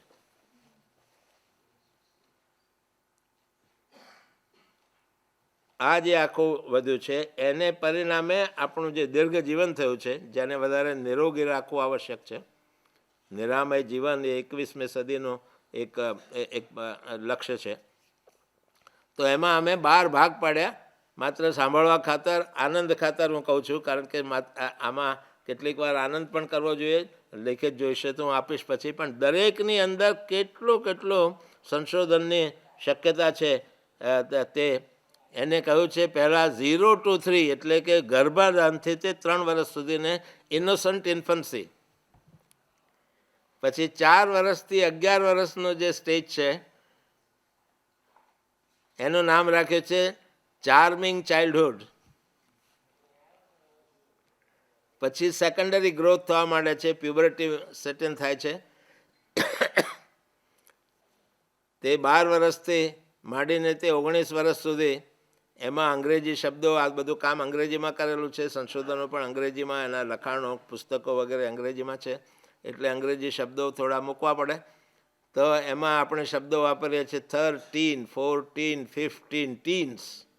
આ ટીન એજ છે, એટલે અમે એને કહ્યું છે કે એ 12થી તે 19 વર્ષ સુધીનો જે કાળ છે, જીવનનો કાળ, એને ટર્બ્યુલન્ટ ટીનેજ. એ વખતે અંદરને ટર્બ્યુલન્સ આવે સાયકોલોજીકલ. તો આનો તમે અભ્યાસ કરી શકો કે 11 ને 12થી માંડીને 19 વર્ષના 2 ભાગ પડે છે. એક ફર્સ્ટ ફેઝ ઓફ એડોલેસન્સ અને પછી સેકન્ડ ફેઝ ઓફ એડોલેસન્સ. આ ફર્સ્ટ ફેઝ ઓફ એડોલેસન્સ ક્યારથી શરૂ થાય છે, એમાં કઈ જાતની કોન્ફ્લિક્ટ થાય છે, આ કોન્ફ્લિક્ટ કેવી રીતે રિઝોલ્વ કરવામાં આવે છે, રિઝોલ્વ ન થાય તો એના માનસ પર શું અસર થાય છે, એના શિક્ષણ પર શું અસર થાય છે. 5 થી 8 ધોરણના જે બાળકો હોય એને કેવી જાતની કવિતાઓ ભણાવવી જોઈએ કે જેથી એનું જે આ ફર્સ્ટ ફેઝ ઓફ એડોલેસન્સ છે એ વ્યવસ્થિત રીતે વિકસે, કેવી જાતની વાર્તાઓ કહેવી જોઈએ, કેવી જાતના પુસ્તકો આપવા જોઈએ, કેવી જાતની ચેલેન્જીસ એને આપવી જોઈએ વિજ્ઞાન વગેરેમાં કે જેથી ફર્સ્ટ ફેઝ ઓફ એડોલેસન્સ નું ડેવલપમેન્ટ સારું થાય. એટલે આ ટર્બ્યુલન્ટ ટીનેજ. એ પછીનો જે છે સ્ટેજ એ 20 થી 29 વર્ષનું છે, એને અમે કહ્યું છે try out 20s. Try out એટલા માટે કે આ 20 થી 29ની વચ્ચે મોટા ભાગના લોકો પોતાનો વ્યવસાય શરૂ કરે, કંઈક ઓક્યુપેશન શરૂ કરે, કંઈક ધંધો શરૂ કરે, એમાં બેસે નહીં તો કંઈક બીજા કામમાં જાય વગેરે. પણ એ દરમિયાનમાં મોટા ભાગના લોકોના લગ્ન થાય. 20 થી 29 વચ્ચે લગ્ન થાય અને કેટલાય લોકોને નાનો બાળક જન્મે અને નાના મા બાપ થઈ જાય, એને ખબર ન પડે કે હું મા થઈ ગઈ કે બાપ થઈ ગયો. એટલે એને ટ્રાય આઉટ 20s કીધું છે. આમાં ઘણું ઊંડાણ છે અને આ બધાના સ્ટડીઝ થઈ શકે એમ છે, sociological, economic, psychological, political, civic, cultural વગેરે. Try out 20s, through 30s. 30 થી 39માં જાઓ ત્યારે જરા તમે ધીમા પડો, ઠંડા થાવ કે હા આવું જ ચાલે. ઘરમાં વાસણ ખખડવા માંડે ત્યારે એકદમ છૂટા ન પડી જાય તો ખખડ્યા જ કરે, પાસેવાળા નહીં ખખડે છે, એ પણ સંભળાય છે અમને.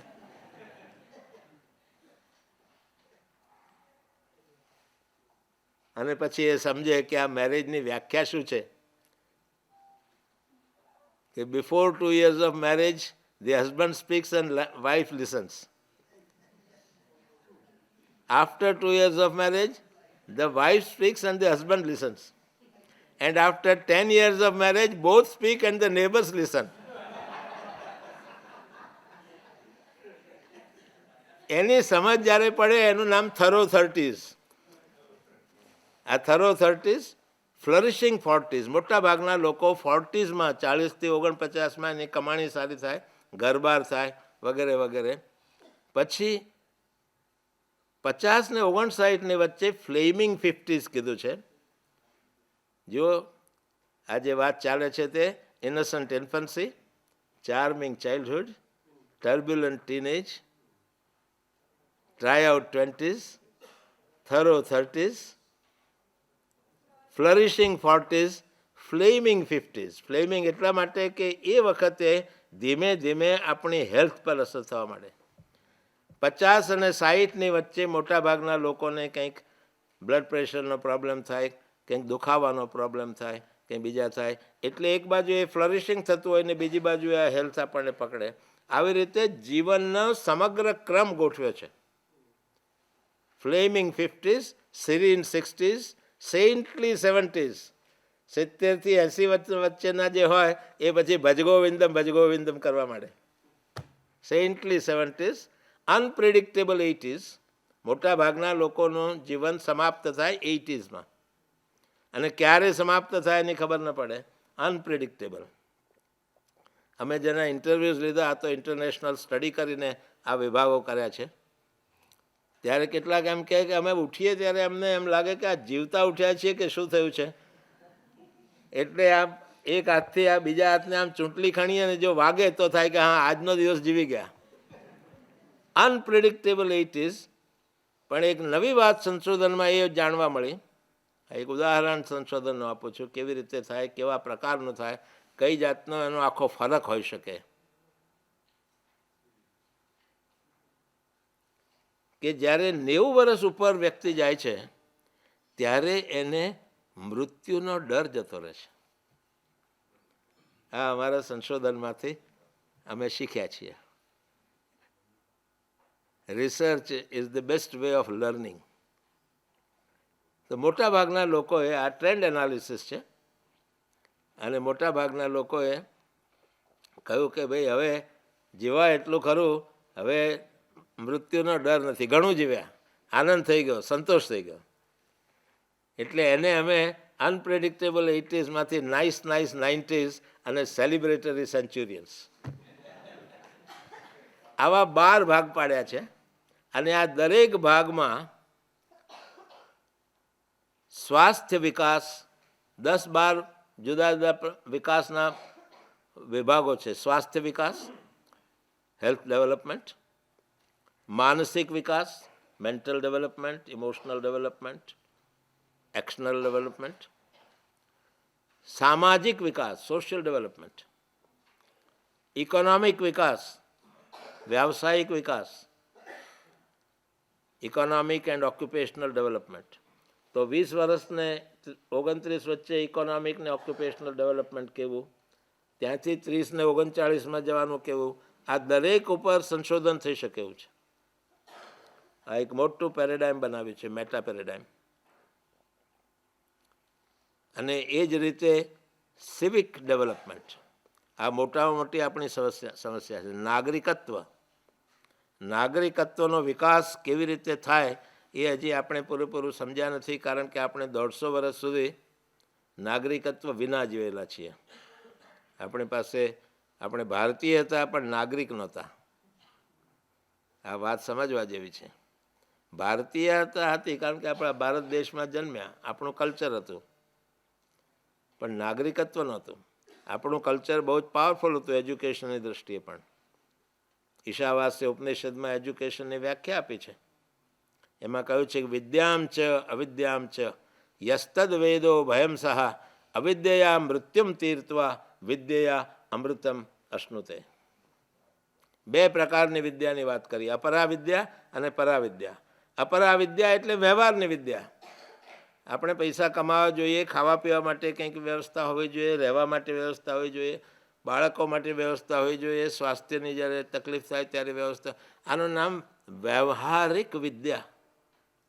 અને બીજી જે વિદ્યા છે તે આધ્યાત્મિક વિદ્યા, જેમાંથી જીવન ઉન્નત થાય, એકમાંથી જીવન બહેતર થાય, બેટર ક્વોલિટી ઓફ લાઈફ થાય, અને બીજામાંથી જીવન ઉન્નત થાય.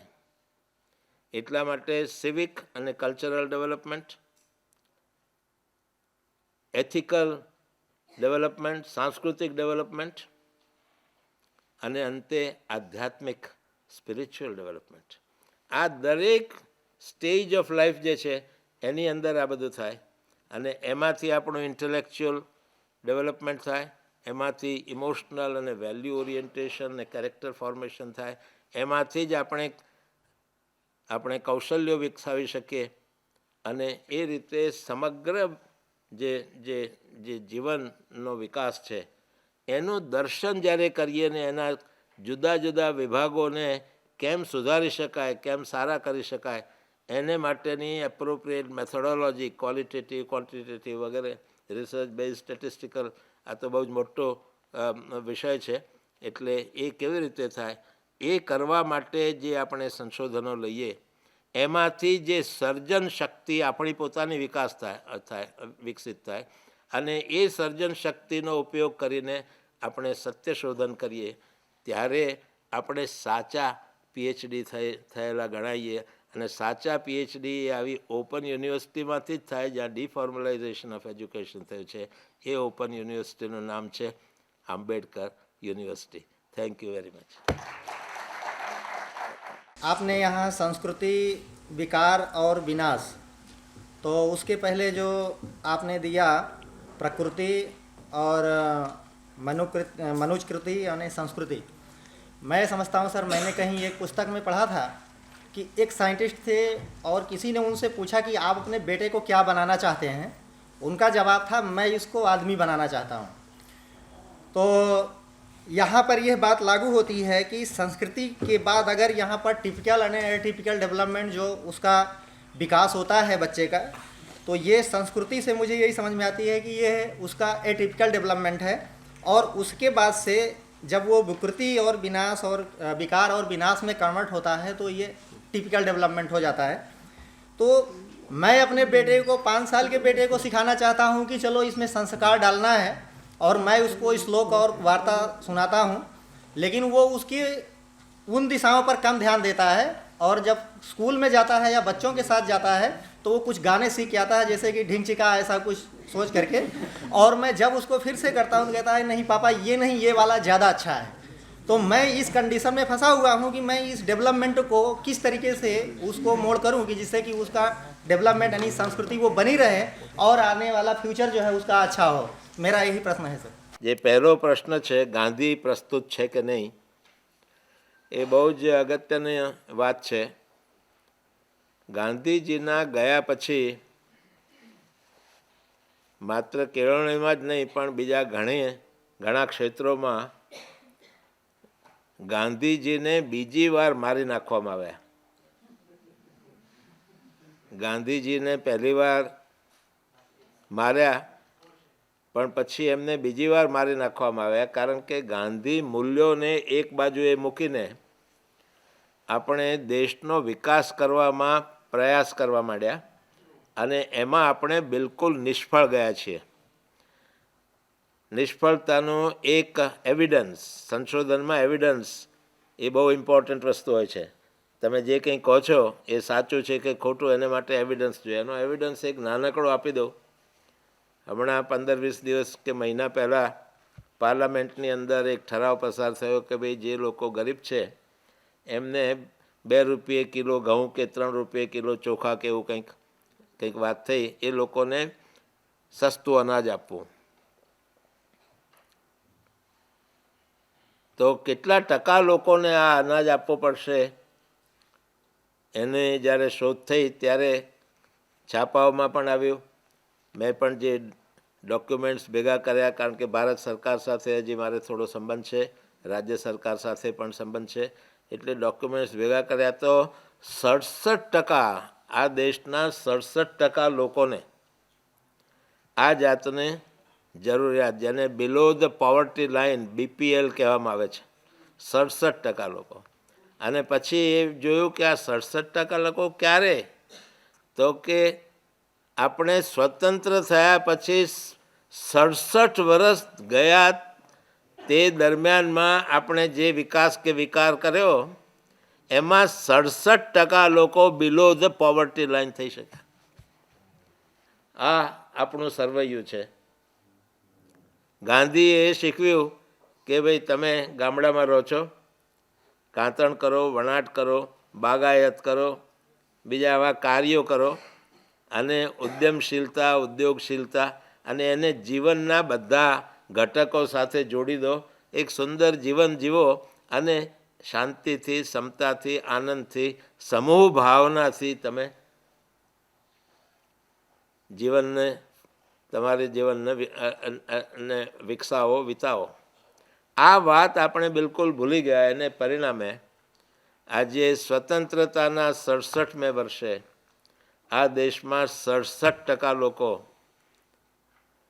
એમને માટે આ સસ્તું અનાજ કરવા માટેની, અને એને પાછો રિફોર્મ કહેવામાં આવે છે. આ તો ડિફોર્મ છે, રિફોર્મ નથી. આટલી બધી માનસિક પરતંત્રતામાં આપણે જીવીએ છીએ, એટલે આપણે નવેસરથી વિચાર કરવાનો છે કે આપણે કેવી રીતે આ કામ. આ તિલોનિયાનું જે ફિલ્મ હતી એ બહુ આઈ ઓપનર છે કે એક સ્થાન છે, સ્થાનિકતામાં ત્યાં સમસ્યાઓ છે અને હલ આપણે ત્યાંથી શોધવાનો છે અને લોકોને એ રીતે તૈયાર કરવાના છે, પાર્ટિસિપેશન એનું લેવાનું છે, એમને વધારે ને વધારે જીવંત બનાવવાના છે. આપણે તો મુરઝાવી નાખીએ છીએ. એટલે આ રીતે ગાંધીજીને આપણે ગાંધીજીના ગયા પછી તરત જ ફરીથી એકવાર મારી નાખ્યા છે અને ગાંધીજીની જ્યાં જરૂર હોય છે મત મેળવવા માટે ત્યાં જ ગાંધીજીને યાદ કરીએ છીએ, બાકી ગાંધીજીને આપણે ભૂલી ગયા છીએ. વેચવા માટે ગાંધીજી છે, બાકી એને ફોલો કરવા માટે નથી. ત્યારે પરદેશમાં જ્યાં હું છેલ્લા 45 વર્ષથી રહું છું અને દુનિયાભરમાં ફરું છું, ત્યારે એકવાર લેટિન અમેરિકાની અંદર કારાકાસ શહેર છે, એક આ કારાકાસ શહેરમાં એક આવો કાર્યક્રમ હું ડાયરેક્ટ કરતો હતો. ત્યારે જે કાર્યક્રમ બનાવેલો હતો એમાં મૂલ્ય શિક્ષણ વિશેનો કોઈ ટૉપિક નહોતો. એટલે એ બધા લોકો આવ્યા, જે પાર્ટિસિપન્ટ છે મારી પાસે આવ્યા કે સાહેબ આ બધું તો તમે મૂક્યું છે પણ વેલ્યુ એજ્યુકેશનની આમાં કંઈ વાત તમારા ટાઈમ ટેબલમાં છે નહીં. એટલે મેં કહ્યું તો બહુ સારી વાત છે, આપણે મૂકીએ, પણ અહીંયા વેલ્યુ એજ્યુકેશન કેવી રીતે આપી શકાય, એની ચર્ચા કેવી રીતે થશે? આપણી કોમન બેઝ શું? 28 દેશોના લોકો હતા, એમાં થોડા ઇંગ્લિશ સ્પીકિંગ ને થોડા સ્પેનિશ સ્પીકિંગ. ત્યારે એ લોકોએ કહ્યું કે હમણાંમાં પેલી આ વાત 25-30 વર્ષ પહેલાંની છે, હમણાંમાં પેલા જે એટનબરોએ એક ફિલ્મ બનાવી ગાંધી, અને એ અહીંયા બધાએ જોઈ છે. આ ફિલ્મને આધારે આપણે મૂલ્ય શિક્ષણની ચર્ચા કરીએ, અને અમે એક આખો દિવસ મૂલ્ય શિક્ષણની ચર્ચા આ ગાંધી ફિલ્મને આધારે લેટિન અમેરિકામાં કરી. આ બહાર જે છાપ પડી છે તે આ છે. આપણે હવે પાછા આવવાની જરૂર છે. અને ગાંધીજીએ જે હિન્દ સ્વરાજનું પુસ્તક લખ્યું 1909ની સાલમાં, અને એમાં એમણે કહ્યું કે ગામડું છે એ આપણો યુનિટ છે, અને એને વિકસાવો, અને એને વિકસાવીને એને એવી જાતની સ્વતંત્રતાની સુગંધ આપો કે જેથી લોકોમાં શાંતિ થાય, સુખી થાય, અને એમનામાં એવા મૂલ્યો ઉત્પન્ન થાય, માનવ મૂલ્યો, કે જેમાં અવિદ્યયા મૃત્યુમ તીર્થવા વિદ્યયા અમૃતમ અશ્નુતે, એ 6000 વર્ષ પહેલાં કહેલી વાત ફરીથી સાકાર થઈ શકે. એટલે આ એક બહુ જ મોટો પડકાર આપણી સામે છે, એમાં આપણે કામ કરવાનું છે. જે બીજો સવાલ છે એ આની સાથે જોડાયેલો છે, મૂલ્ય શિક્ષણની વાત. આપણે હજી મૂલ્ય શિક્ષણ કેમ આપવું એ પૂરેપૂરું સમજ્યા નથી. એનું કારણ એ છે કે આપણે આખી એજ્યુકેશન સિસ્ટમ એ ટ્રંકેટેડ એજ્યુકેશન સિસ્ટમ છે. આ એજ્યુકેશન સિસ્ટમને જ્યારે મેકોલોએ દાખલ કરી ત્યારે આપણે બધા જ ધીમે એક રોગમાં ફસાઈ ગયા, અને એ રોગનું મેં એક નામ આપેલું છે. અને આપણે બધા જ અહીંયા બેઠેલા લગભગ બધા જ, કોઈક જ માત્ર એક્સેપ્શન હોઈ શકે કદાચ, કે આપણે બધા એ રોગથી પીડાઈએ છીએ, અને એ રોગનું નામ છે મેકોલાઇટિસ. આપણે એની બહાર વિચારી જ શકતા નથી. મેકોલે આપેલી જે છે, તો આપણો એક કાર્ય કરવાનું છે, એને માટે સંશોધન કરવાનું છે, અને એને માટે પણ મેં એક શબ્દ રચ્યો છે, એનું નામ છે ડીમેકોલાઇઝેશન ઓફ મેકોલેઝ એજ્યુકેશન ઇન ઇન્ડિયા. ડીમેકોલાઇઝેશન કરવાનું છે. એ નાનપણથી, જન્મથી શરૂ થાય અને જીવન પર્યંત ચાલે, અને એને વેલ્યુ શીખવવા માટે ઇન્સિડેન્ટલ લર્નિંગની જરૂર છે. એને માટે કોઈ કરિક્યુલમ ન બનાવાય, એની ટેક્સ્ટબુક્સ ન હોય. આપણને રવિન્દ્રનાથ ટાગોરે આ વાત એમની પોએટિક લેંગ્વેજમાં કહી કે values cannot be taught, they can only be caught. ફરીથી આ વાક્યનું પુનરુચ્ચારણ કરું છું, તમારામાંથી કોઈને યાદ રાખવું હોય તો. Values cannot be taught, they can only be caught. આ જે કેચિંગ ઓફ ધ વેલ્યુઝની જે વાત છે, એ જો આપણે કરી શકીએ તો આપણું 5 વર્ષનું બાળક છે એ ધીમે ધીમે ઘડાતું જશે, અને સંસ્કાર અને સંસ્કૃતિ તરફ જઈને એનો વિકાસ થતો જશે, અને વિકૃતિ અને એમાંથી થતો વિકાર અને એમાંથી થતો વિનાશ, એમાંથી એ બચી શકશે. નહીતર તો આપણે ભયા અને નિર્ભયાની અંદર ગૂંચાઈ જઈશું. એનું કારણ એ છે કે આપણે આપણું જે સત્વ છે, આપણું જે સમાન છે, એને વેચીને આપણે કેટલીક વાર અંગ્રેજી ભાષામાં, અંગ્રેજી મીડિયમમાં અને એમાં મૂકીને જે રીતે બાળકોને આપણે એના ઉપર થોપીએ છીએ. મેં પરમ દિવસે એ વાત કરી કે 2 વર્ષનો બાળક જે માતૃભાષા એ ગળથુથીમાંથી શીખ્યું છે એના ઉપર તમે આ નવી ભાષા જ્યારે થોપો છો ત્યારે એનામાં એગ્રેસિવનેસ ઊભી થાય છે. આ એગ્રેસિવનેસમાંથી વિકૃતિ થાય છે. અને એ 2 વર્ષના બાળકો જેટલા હિન્દુસ્તાનમાં છે એનું જો કોઈ યુનિયન હોય તો એ યુનિયન સુપ્રીમ કોર્ટમાં જઈને એના મા બાપને જ જેલમાં મૂકી દે કે મારા ઉપર આટલો ત્રાસ વિતાવવામાં આવે છે. એ ત્રાસ આપીએ છીએ. ડૉક્ટર ગોવલ સાહેબ કે કોઈ ઇંગ્લેન્ડના બાળકને ગુજરાતી માધ્યમની સ્કૂલમાં ભણવામાં મૂકવામાં આવે શું થાય? આપણે જોઈએ છીએ. તો બીજા કોઈને પ્રશ્ન છે? અને બાયલિંગ્વાલિઝમ જે છે તે બહુ ઉપયોગી છે. આપણે અંગ્રેજીની સામે સૂગ નહીં રાખવાની, આપણે અંગ્રેજીના વિરોધી થવાની જરૂર નથી, પણ માતૃભાષાને મજબૂત કરવાની જરૂર છે. પાકું ગુજરાતી અને ઉત્તમ અંગ્રેજી, આ ફોર્મ્યુલા વાપરવાની છે. અને જ્યારે અંગ્રેજીમાં બોલવાનું હોય ત્યારે પણ આ જ છટાથી તમે બોલી શકો એ લેવલ પર આપણે પહોંચવાનું છે. એટલે એની સામે સૂગ રાખવાની જરૂર. એનું કારણ એ છે કે a human being is basically a multilingual creature.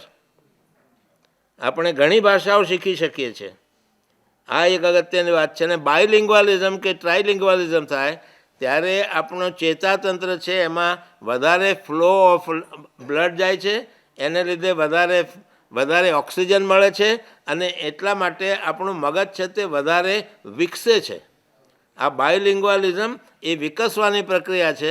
પણ જ્યાં સુધી એક ભાષામાં તમારે બરાબર ફાઉન્ડેશન ન આવી ગયું હોય, એનો પાયો બરાબર ન આવી ગયો હોય, ત્યાં સુધી આ બીજી જે ભાષાઓ છે તે નુકસાન કરતા છે. આ પેલા હાથી વર્સસ એલિફન્ટવાળી વાત છે.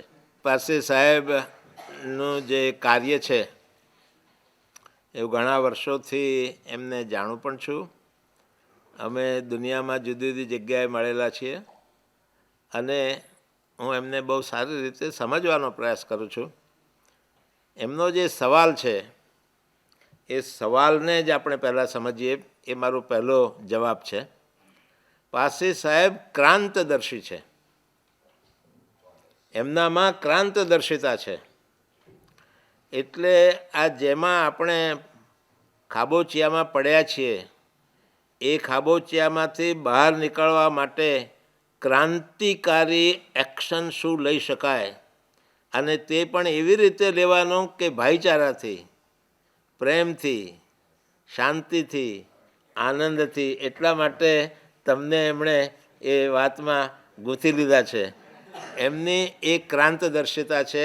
એ આપણે માટે એક સૌભાગ્યની વાત છે. કારણ કે આ ઉંમરે અહીંયા આવ્યા છે. મને જ્યારે ભાઈએ કહ્યું કે પ્રોફેસર પારસી આવ્યા છે ત્યારે મને જ્યારે નવાઈ લાગી કે એ ખરેખર આવ્યા હશે. કારણ કે એમને પણ ઉંમર થઈ છે, જેમ મને ઉંમર થઈ છે તેમ એમને પણ ઉંમર થઈ છે. અમે બધા ભાંગેલા શરીરવાળા છીએ, પણ ફેર એ છે કે અમે ભાંગેલા શરીરવાળા પણ પાકા મસ્તકવાળા અને પાકા હૃદયવાળા લોકો છીએ. એટલે હજી પણ જ્યાં જવાય ત્યાં જઈએ છીએ. લથડિયા ખાતા કરતાં ભાઈને મેં કહ્યું હતું, ભાઈ મને લેવા આવે કે મારો હાથ પકડવો પડશે, નહીંતર ક્યાંક અહીંયા પહોંચતા પહેલાં નીચે હું ગબડી પડીશ. એટલે આ પરિસ્થિતિ છે. તો આ પરિસ્થિતિ છે. હવે એમણે જે પ્રશ્ન છે તે બહુ અગત્યનો પ્રશ્ન પૂછ્યો છે. એ આપ સૌએ ધ્યાનમાં લેવાનું છે. એ છે કે આ જાતના જે ક્રાંતદર્શી વિચારો છે, જે ક્રાંતિમાં આપણે ભાગ લેવાનો છે, જે વિકાસ, નવા પ્રકારનો વિકાસ, જે સાચો વિકાસ છે, એ સાચા વિકાસ માટે કયા પ્રકારના સંશોધનો આપણે લઈએ કે જેથી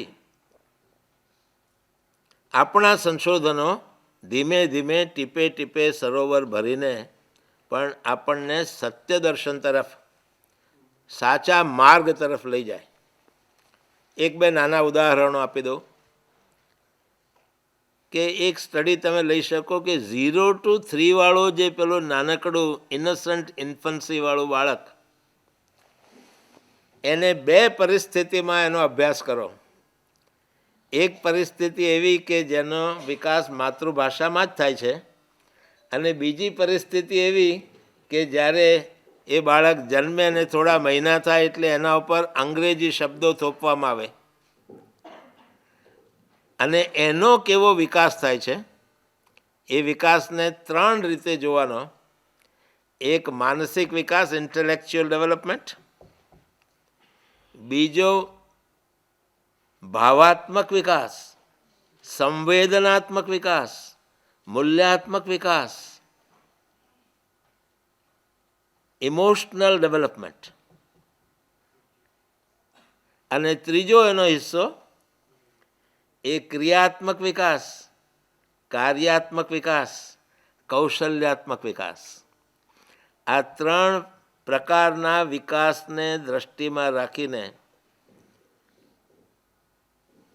25 જેટલા બાળકો એ એવા ઘરમાં હોય કે જ્યાં માતૃભાષા બોલાતી હોય, વધારે વ્યવસ્થિત થતી હોય અને એનું સંવર્ધન થતું હોય, તો એનો ઇન્ટેલેક્ચ્યુઅલ ડેવલપમેન્ટ કેવું થાય છે, ઇમોશનલ ડેવલપમેન્ટ કેવું થાય છે, એક્શનલ ડેવલપમેન્ટ કેવું થાય છે. અને બીજી બાજુએ અંગ્રેજી જેના ઉપર લાદવામાં આવેલું છે પરાણે, એવા 25 બાળકો, અને આ બેનો તુલનાત્મક અભ્યાસ કરીને લોકોની સામે મૂકો કે કઈ જાતની પરિસ્થિતિ ઉત્પન્ન થતી હોય છે. આ એક ઉદાહરણ છે. ત્યાંથી આગળ જઈને ચાર્મિંગ ચાઇલ્ડહુડના સ્ટેજ પર તમે જાઓ અને ત્યાં પણ આ જ પ્રકારનો સ્ટડી કરી શકાય. ત્યાંથી આગળ જઈને ટર્બ્યુલન્ટ ટીનેજના સ્ટેજ પર જાઓ. આમાં એક હાઇપોથિસિસ છે, હું તમને આપી દઉં આ સ્ટડી કરવા માટે. હાઇપોથિસિસ એ છે કે દાખલા તરીકે આ ટર્બ્યુલન્ટ ટીનેજનું મેં ઉદાહરણ આપ્યું, તો માતૃભાષામાં માતાના ગર્ભમાંથી જે ભાષા શીખાય છે એવી અલૌકિક રીતે શીખવામાં આવી છે કે આ રીતે કોઈ બીજી ભાષા શીખવી શકાતી નથી. અંગ્રેજી શીખવું હોય કે ફ્રેન્ચ શીખવું હોય કે સ્પેનિશ શીખવું હોય તો ફરીથી બાળકને માતાના ગર્ભમાં મૂકી શકાતો નથી. ફરીથી એને ઉમ્બિલિકલ કોર્ડ સાથે જોડી શકાતો નથી. આ બહુ જ અગત્યની બાબત છે. આમાંથી એક હાઇપોથેસિસ ઊભો થાય છે. તો શું પરિણામ આવે છે? અમે આના થોડા સ્ટડી કર્યા છે, પણ એમાં ઘણા આગળ સ્ટડી કરવાની જરૂર છે. મેં કહ્યું કે આ એકમાં 10-10 PhD થઈ શકે એટલું બધું આ મસાલો છે. તો એમાં એ જોયું છે, એનું નામ આપ્યું છે the principle of effortlessness of communication. આ વાતને મારે અંગ્રેજીમાં મૂકવી પડશે, પણ એનું ગુજરાતી પણ આપીશ. The principle of effortlessness in communication. Effortlessness એટલે વિના પ્રયત્ને તમારો પ્રત્યાયન થાય. જ્યારે હું ગુજરાતી ભાષામાં બોલું છું ત્યારે મારે કોઈ શબ્દોને શોધવા પડતા નથી, મારા ફ્રેઝીસને શોધવા પડતા નથી, મારા વાક્યોને શોધવા પડતા નથી. અને એ પરિસ્થિતિમાં કે મેં ગુજરાતને 1957ની સાલમાં છોડ્યું. 1957માં આ રાજ્યમાંથી હું બહાર જતો રહ્યો અને પછી અંગ્રેજીમાં જ કામ કરવાનું થયું. પણ જ્યારે હું પાછો આવ્યો છું ત્યારે પ્રિન્સિપલ ઓફ એફર્ટલેસનેસ, કે મારા શબ્દો, મારા ફ્રેઝીસ, મારા વાક્યો એ આપોઆપ નીકળે છે, વિના પ્રયત્ને નીકળે છે. બીજી રીતે કહું તો એમાં બહુ જ ઓછી સાયકિક એનર્જી વપરાય છે. જ્યારે આની આ જ વાત મારે અંગ્રેજીમાં કરવાની હોય છે ત્યારે મારે શબ્દો શોધવા પડે છે, એફર્ટ કરવી પડે છે, મારે ફ્રેઝીસ શોધવા પડે છે.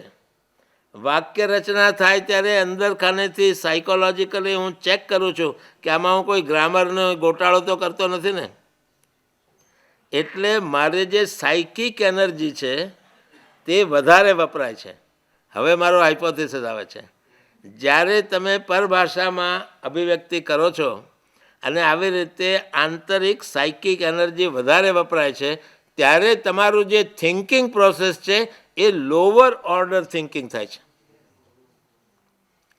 અને જ્યારે તમે માતૃભાષાની અંદર આ કાર્ય કરો છો અને જ્યારે આકસ્મિક રીતે શબ્દો, વાક્યો વગેરે આવતા હોય છે ત્યારે તમારી સાયકિક એનર્જી એટલી ઓછી વપરાય છે કે તમારામાં હાયર ઓર્ડર થિંકિંગ કરવાની ક્ષમતા વધે છે. આલ્બર્ટ આઇન્સ્ટાઈનને પૂછવામાં આવ્યું કે ભાઈ તમે આટલું મોટું સંશોધન કર્યું થિયરી ઓફ રિલેટિવિટી, E=mc², એ તમે કઈ ભાષામાં કર્યું? કારણ કે એમણે લેબોરેટરીમાં નહોતું કર્યું, આંતરિક રીતે અંદરનો મનન મંથન કરીને આ શોધી કાઢ્યું હતું. જે આપણા ઋષિમુનિઓ જે જાતનો હાયર ઇન્ટ્યુઇટિવ પ્રોસેસીસ, જે વાત મેં અડછતી રીતે કરી નાખી કે અજ્ઞાનમાંથી જ્ઞાનમ, જ્ઞાનમમાંથી સંજ્ઞાનમ, સંજ્ઞાનમ એટલે અન્ડરસ્ટેન્ડિંગ, સંજ્ઞાનમમાંથી વિજ્ઞાનમ એટલે કે એવું જ્ઞાન કે જેનું પ્રૂફ આપવું પડે, તમારે ઓબ્ઝર્વેબલ એવિડન્સ આપવો પડે, એનું નામ વિજ્ઞાનમ. અને એમાંથી પ્રજ્ઞાનમ એટલે એનાથી પણ ઉપર જઈ શકાય એ પ્રકારનો હાયર ઇન્ટ્યુઇટિવ પ્રોસેસીસને ઇવોક કરી શકો. આપણી અંદર કેટલા ગ્લેન્ડ્સ છે વગેરે, એમાં હું નહીં જોઉં અત્યારે. પણ જ્યારે આઇન્સ્ટાઈને પૂછવામાં આવ્યું કે તમે આ કેવી રીતે કર્યું, ત્યારે આઇન્સ્ટાઈને કહ્યું કે આ સંશોધન મેં મારી માતૃભાષામાં કર્યું. એટલે કે માતૃભાષા તમારી કઈ માતૃભાષા? જર્મન ભાષા? તો કે ના. અંગ્રેજી ભાષા? તો કે ના. અંગ્રેજી એ મારી સેકન્ડ લેંગ્વેજ છે, જર્મન પણ મારી સેકન્ડ લેંગ્વેજ છે. હું તો યહૂદી કુળમાં જન્મ્યો છે અને મારા ઘરની અંદર 2000 વર્ષથી મૃતપ્રાય થયેલી હિબ્રુ ભાષા બોલાય છે. અને આ હિબ્રુ ભાષાના માધ્યમથી મેં આ સંશોધન કર્યું છે. એટલે જ્યારે આપણે હાયર ઓર્ડર થિંકિંગ કરવું હોય ત્યારે માતૃભાષા સિવાય બીજો કોઈ ચારો નથી. કારણ કે માતૃભાષાનું શિક્ષણ એ પ્રકૃતિજન્ય છે અને બીજી ભાષાનું શિક્ષણ એ તર્કજન્ય છે. આ બે વસ્તુઓને સમજવા જેવું છે. એટલા માટે ભારતના લોકો દે રિમેઇન, માફ કરજો હું જ્યારે ક્રિટિસિઝમ કરું છું ત્યારે મારું ક્રિટિસિઝમ પહેલાં કરું છું, we are more imitative than innovative. કેમ એવું છે? આજે સ્વીડનની અંદર કોઈ સવાલ ઊભો થતો નથી કે સ્વીડિશ સિવાય કોઈ બીજી ભાષા એકડે એકથી શરૂ કરીને PhD ને પોસ્ટ PhD સુધી હોય, કોઈ એનું ડિસ્કશન જ થતું નથી. જર્મનીમાં જર્મન ભાષા, ફ્રાન્સમાં ફ્રેન્ચ ભાષા, પોતાની જે માતૃભાષા છે એમાં જ શિક્ષણ અપાય છે અને વિકાસ થાય છે. આપણા બધાના ખિસ્સામાં જે સેલફોન છે એમાં નોકિયાના ફોન હશે કેટલીક વાર.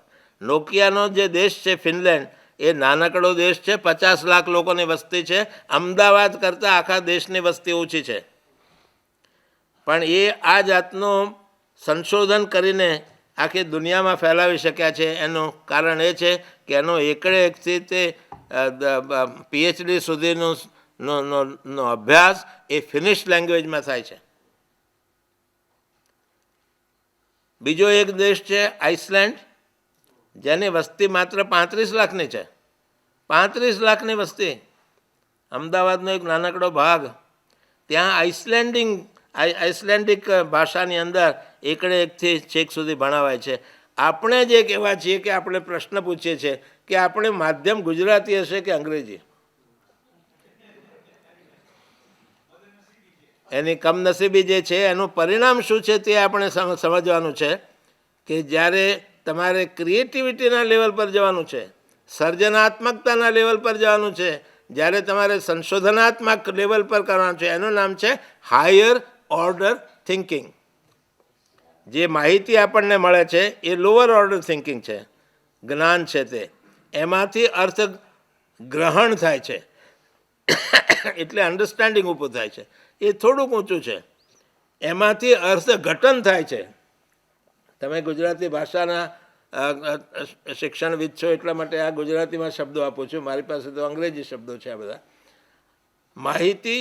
માહિતીમાંથી એનું અર્થગ્રહણ, અર્થગ્રહણમાંથી અર્થઘટન, આ બધું લોઅર લેવલ પર છે. પણ જેવા તમે ઉપયોજન પર જાઓ છો, જેવા તમે વિશ્લેષણ પર જાઓ છો, જેવા સંશ્લેષણ પર જાઓ છો, સર્જન શક્તિ તરફ જાઓ છો, ઇમેજિનેશન તરફ જાઓ છો, ત્યારે એ હાયર ઓર્ડર થિંકિંગ છે. પણ આપણે આપણી સાયકિક એનર્જી બીજી ભાષામાં બોલવા માટે વધારે વાપરવી પડે છે અને પેલું જે સ્પોન્ટેનિયસ લર્નિંગ જે માતાને ગળથુથીમાંથી શીખ્યા છે એનો ઉપયોગ નથી કરતા. માટે we have remained at the stage of cramming and the progress that we need is to progress from cramming to creativity and from imitativeness to innovativeness.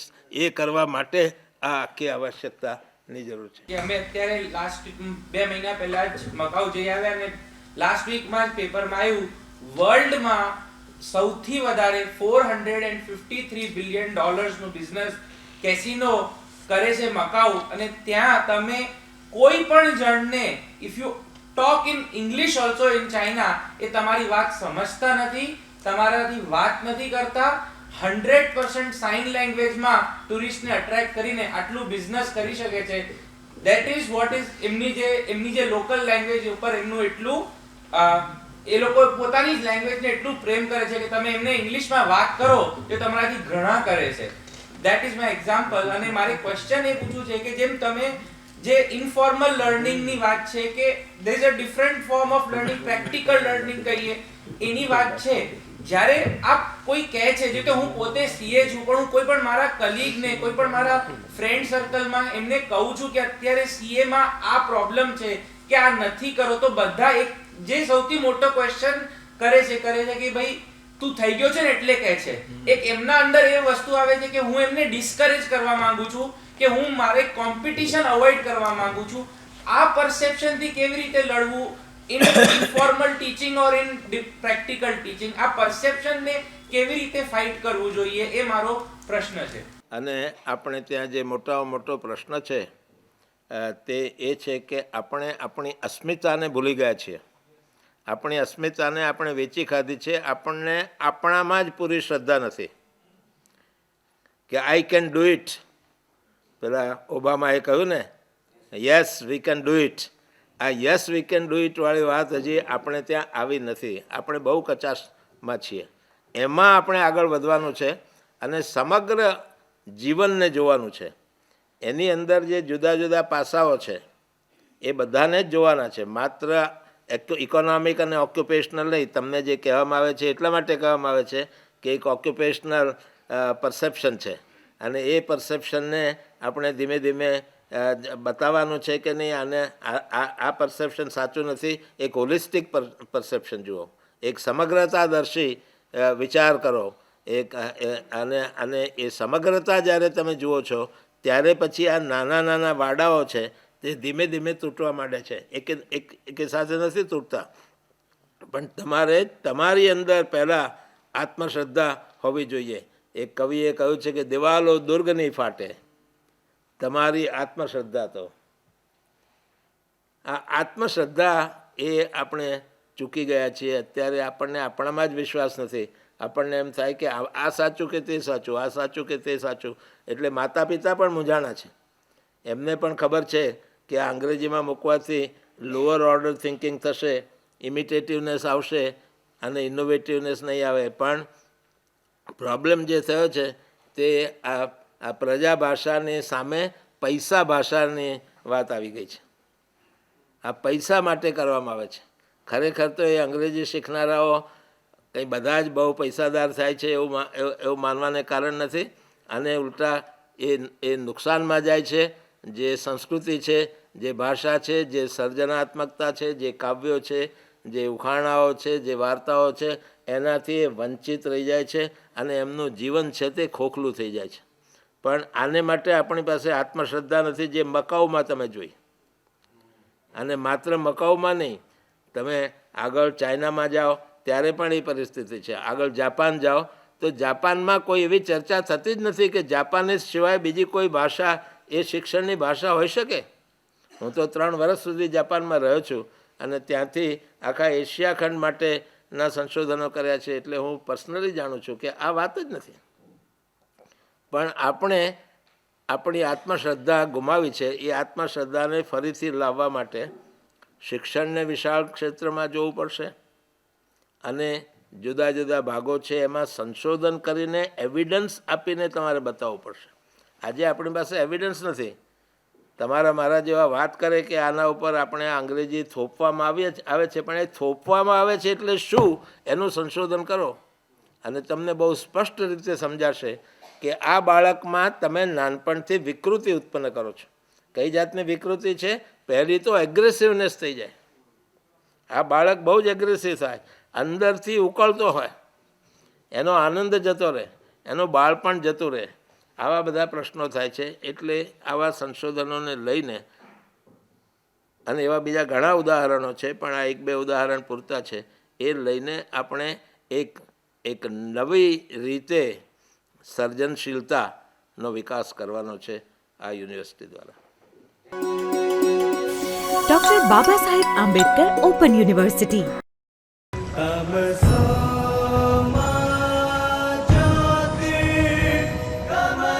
વિવિધ અભ્યાસક્રમોમાં પ્રવેશ 1 નવેમ્બરથી 31 ડિસેમ્બર દરમિયાન ઉપલબ્ધ. આપના નજીકના અભ્યાસ કેન્દ્રનો સંપર્ક કરો. Doctor Baba Saheb Ambedkar open university.